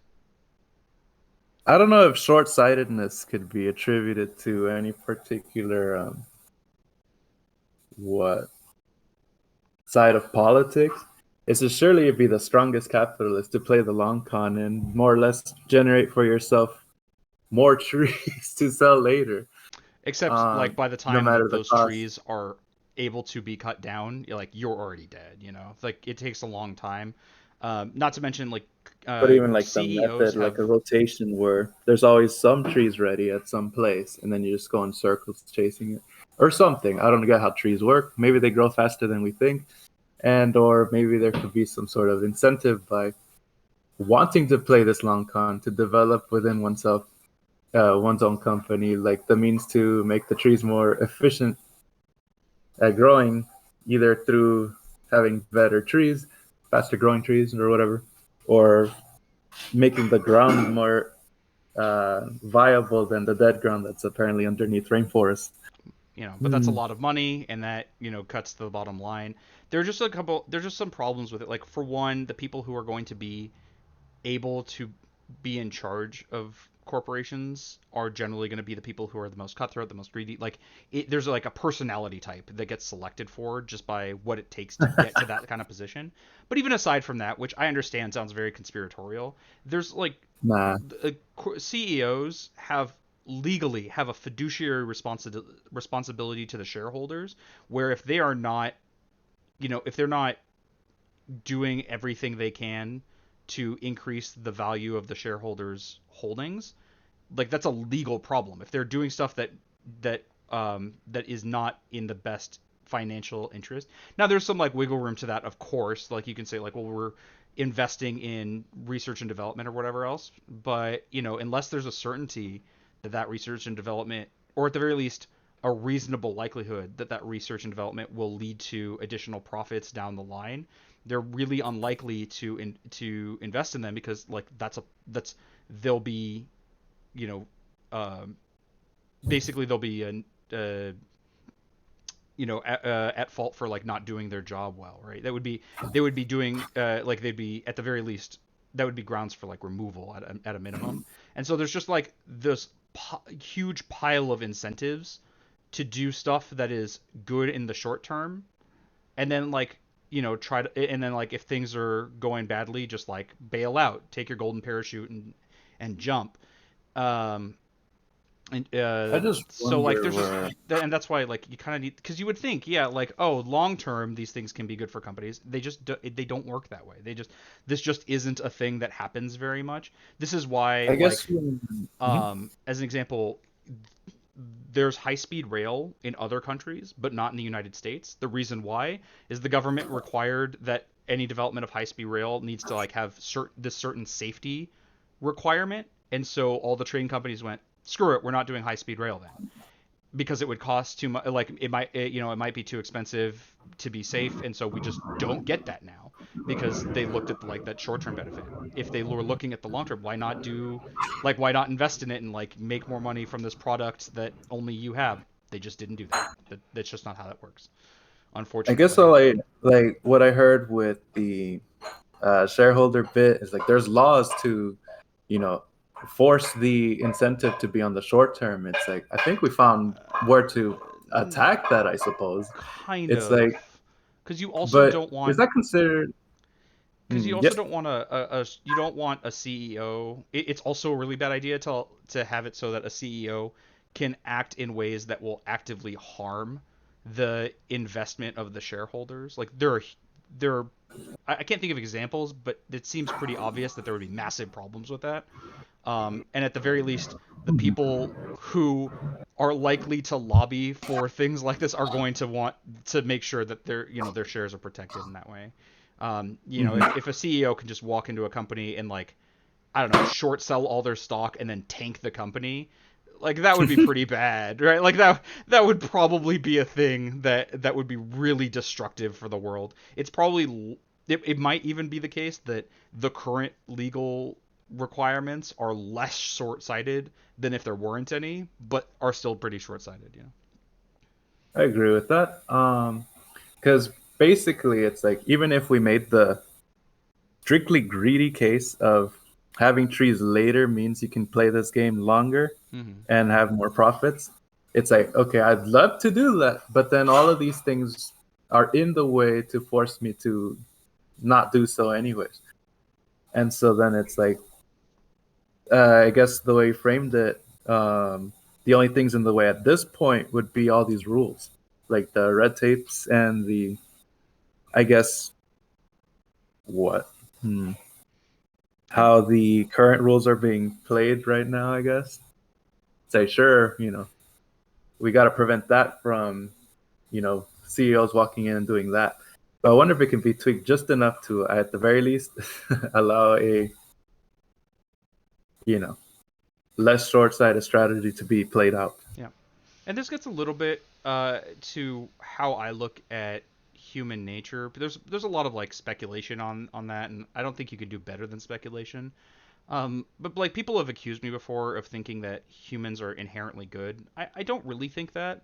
I just don't think they're inherently evil. I think people just are, and they'll do stuff, and they act pretty reliably in relation to the incentives they have. If you incentivize a person do things that are good, they're more likely to do those good things. If you incentivize a person to do things that are bad, they're more likely to do those things. And we see that coming up with a lot of this stuff. It's not like CEOs that like of logging companies don't need to be evil demonic people who cackle as they burn down another rainforest for them to do the things they do, but there are incentives for them to do that. And if we incentivize them doing other stuff that's better for the world, well, maybe they'll do that more, and we should move in that direction. I just wonder if the rules in place are the incentives to be Oh yeah, I think they are. Yeah. so-called evil. Oh yeah, yeah. Oh, I So-called totally evil, agree. That's sorry. kind of what I was hinting at. Yeah. Actually evil. Yeah, no, I definitely agree, and that's why like we have to deal with a lot of these problems, and this is why there is such an issue of like, well, how do we solve that? How do we encourage companies to mitigate and or offset the environmental impact of their actions? And well, we haven't really I found just a wonder if solution. like a tugboat is the correct incentive. It might just mean more like prolonging the problem just to keep it coming. Maybe, Have a constant drip feed. maybe. I mean, But, I don't. I'm not going to it's claim to not know the exactly my answers. industry. It's not my talent either.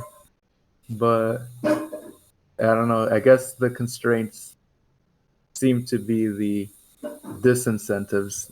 Like that's how I took this, I suppose. Yeah, and I Hmm. don't. I don't know what the perfect answer is to this either. I mean, I'm like Yeah, we you, can't a just invent the law layperson. from scratch just to find out again.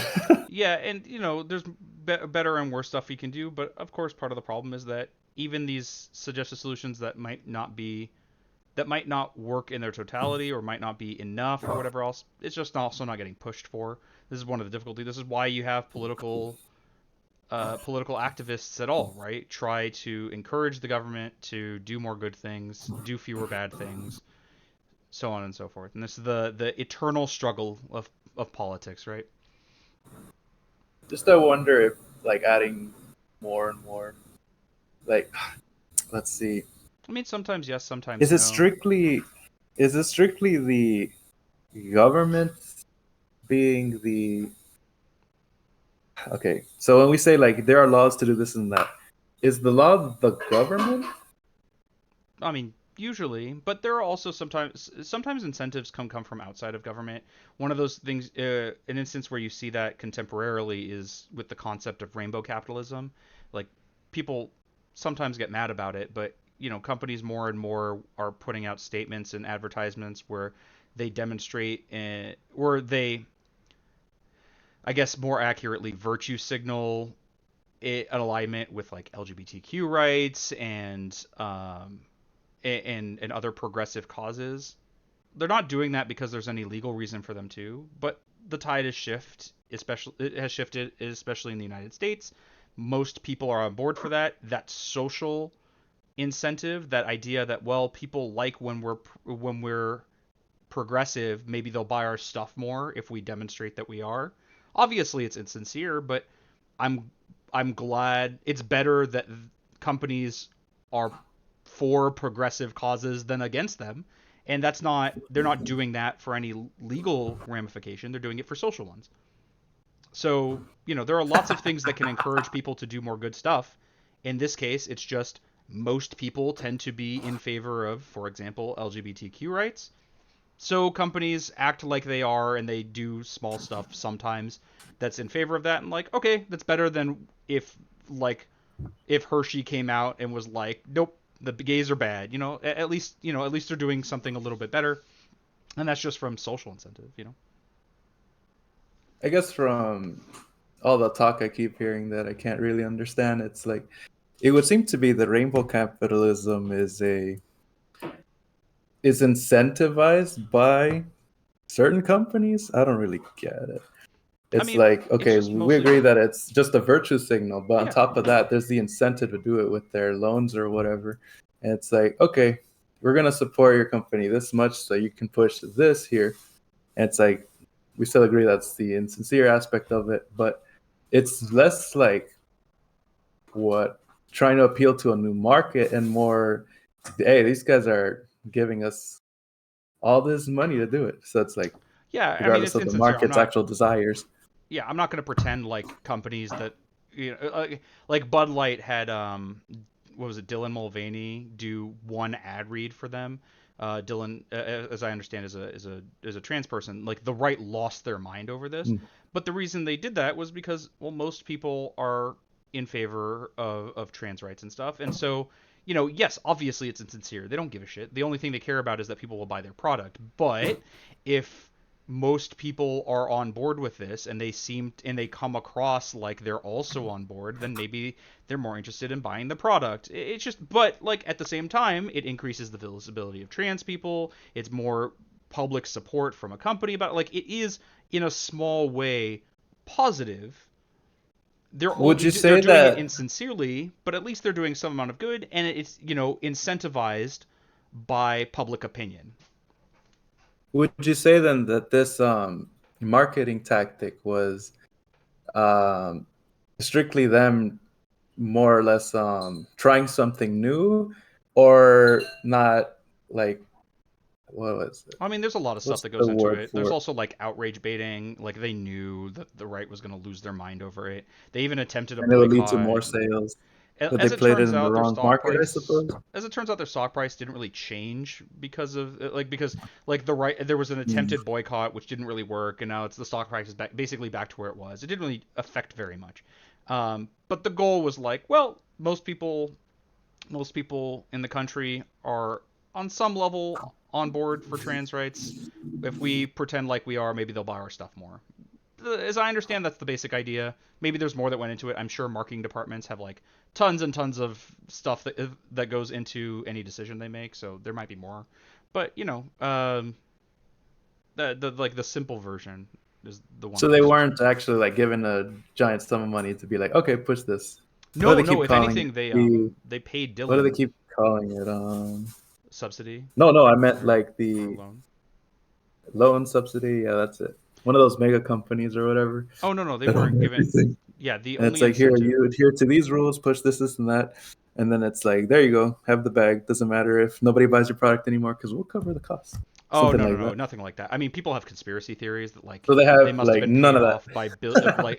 like there are conspiracy theories of like oh Bud Light must have been paid off by Big Gay or Oh, whatever. phew, I can But sleep at like night. no, if Good at night now. anything, they paid Dylan to do the ad read, right? Like they spent money on the ad campaign, but the idea was hopefully to increase their sales, right? On their part.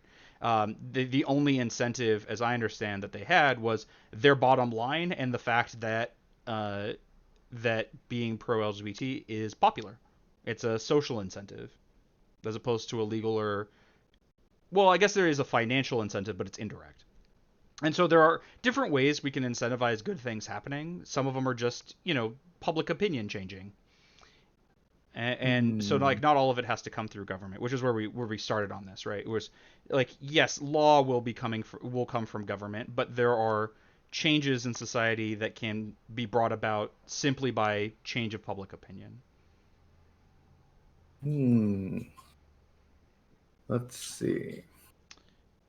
I guess what I'm skirting around would be something like if there was a person that giving subsidies, a Mm-hmm. person or entity giving subsidies would it not be the case that uh, whatever the supposed goal for the subsidy was would take second place to the whims of the person or entity giving the subsidy? Yes and no. Like when the government, so there's, as I understand, subsidies can only really come from governments, um, and Or like like practical the subsidies, like here I'm giving you this investment here, yeah, which is but normally like what it's low-key called, you right? It's gotta an play tribute investment. to me. So There is an amount to that. With the government, it's a little bit different. Of like when a government gives a subsidy, they don't get to dictate how the company does their stuff. As I understand, maybe to some extent of like this money has to go to this thing, but um, I don't think like government will be like, all right, now that we've given you money for this research and development, we want you to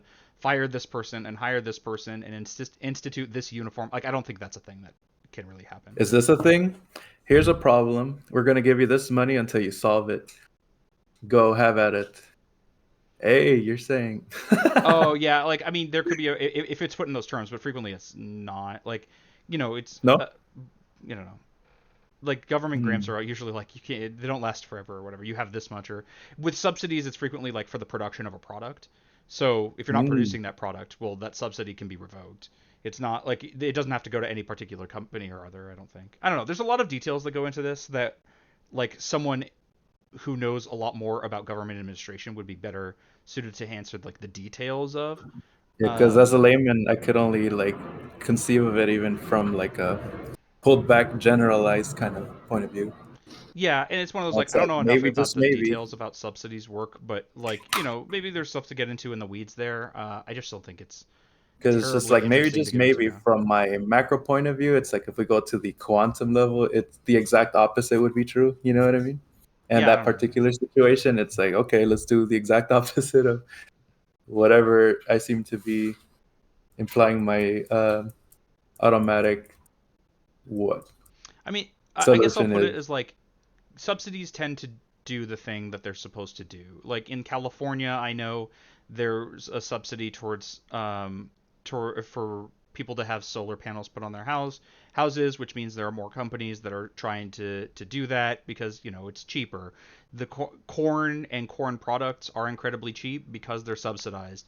The meat industry is massive in part, not exclusively, but in part because it's subsidized. They tend to have pretty understandable and reliable impacts.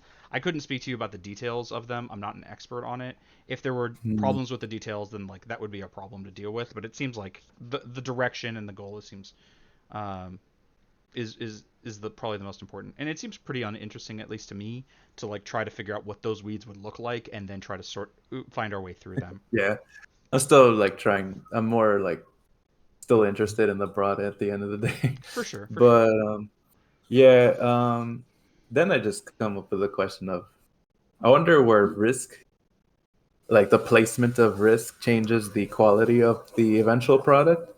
It's like with the subsidizing, the risk is mitigated, I guess, later. And so then you have more breathing room, I guess. But then there'd be less of a incentive, let's say, to get it right, like Oh, I get mean, it you would right. still need like, I Um, mean, ideally, you would still need like FDA approval and of like your product and whatever, and like testing and stuff like that. sure, Like sure. it's not just like hands off or whatever. But it's like I With wonder any if food product, you has to get it approved. Now, as I understand, that process has its own series of problems, but those also need to be solved. Like there's no shortage of problems in the world that need solving.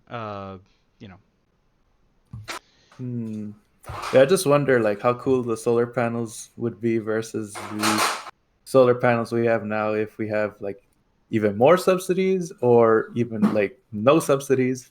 Which one of these well, I solar mean, panels ended we up kind of, being better sooner? I mean, we kind of, well, I don't know about better, but like we kind of know. Well, I know for solar panel stuff, it's like there are like contingencies of like it has to be up to code, it has to do like what it's supposed to do, whatever else. But also like we kind of know a little bit because there used to not be a subsidy, and then people weren't trying to put solar panels on their houses, and companies weren't really offering it that much because those subsidies weren't there. But now there are, and people do. I know some people who are interested in doing that, and part of the incentive for them to to have the solar panels put on their houses, you get a tax credit. Like that's pretty cool. Now the individual is also incentivized to agree with that. And like now we have more clean energy, so on and so forth. There are impacts, and they're pretty knowable. And from subsidies, things can go wrong, but like then that is the thing that needs to be handled, right? That said, we've been going for about 2.5 hours, and we Oh, keep right. running away from the topic. I think we're just out of stuff to say about it, and that's okay. We've been talking about a I lot of like really trees. interesting stuff, so I was happy to do it. But we can get, like, I know how we are. We can get trapped here forever if Okay, we don't okay. like Yeah, keep fair enough, ourselves. fair So enough. I think if it's okay with you, I just kind of want to put a bow on the topic at hand, and then probably end stream because I also have stuff to take care of after this. Well, I'll just be satisfied knowing that if this pops up again, we're at least this far into the conversation, you know? Yeah, true, It'll be true. like a whole saga, but yep.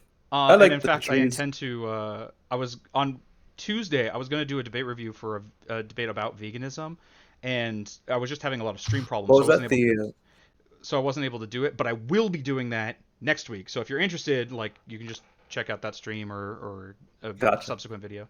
And I'll talk more about it. But though I guess I'll have less pushback because you won't be there to ask me the questions. Um, I guess as far as the topic at hand, I guess I'll give what I think about my answer and where we've landed, and then you can, and then we'll wrap things up. Right. Yes. So Okay. the question, of course, was like, if trees could speak, do you think we would still use them for paper? We've expanded that a little bit to say, like, would we still use them as a resource, whether for paper or lumber or whatever else? I'm inclined to think that probably we would, but maybe less, maybe not as many. Maybe it wouldn't be ubiquitous through cultures. Maybe there would be some that would have pushback. It's also it seems very possible to me that we might not as a species.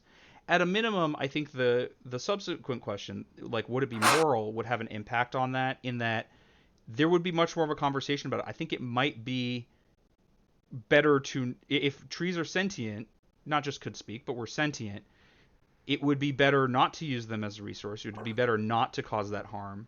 And we would probably see some amount of people arguing against the use and trying to diminish the amount that we use trees as a resource.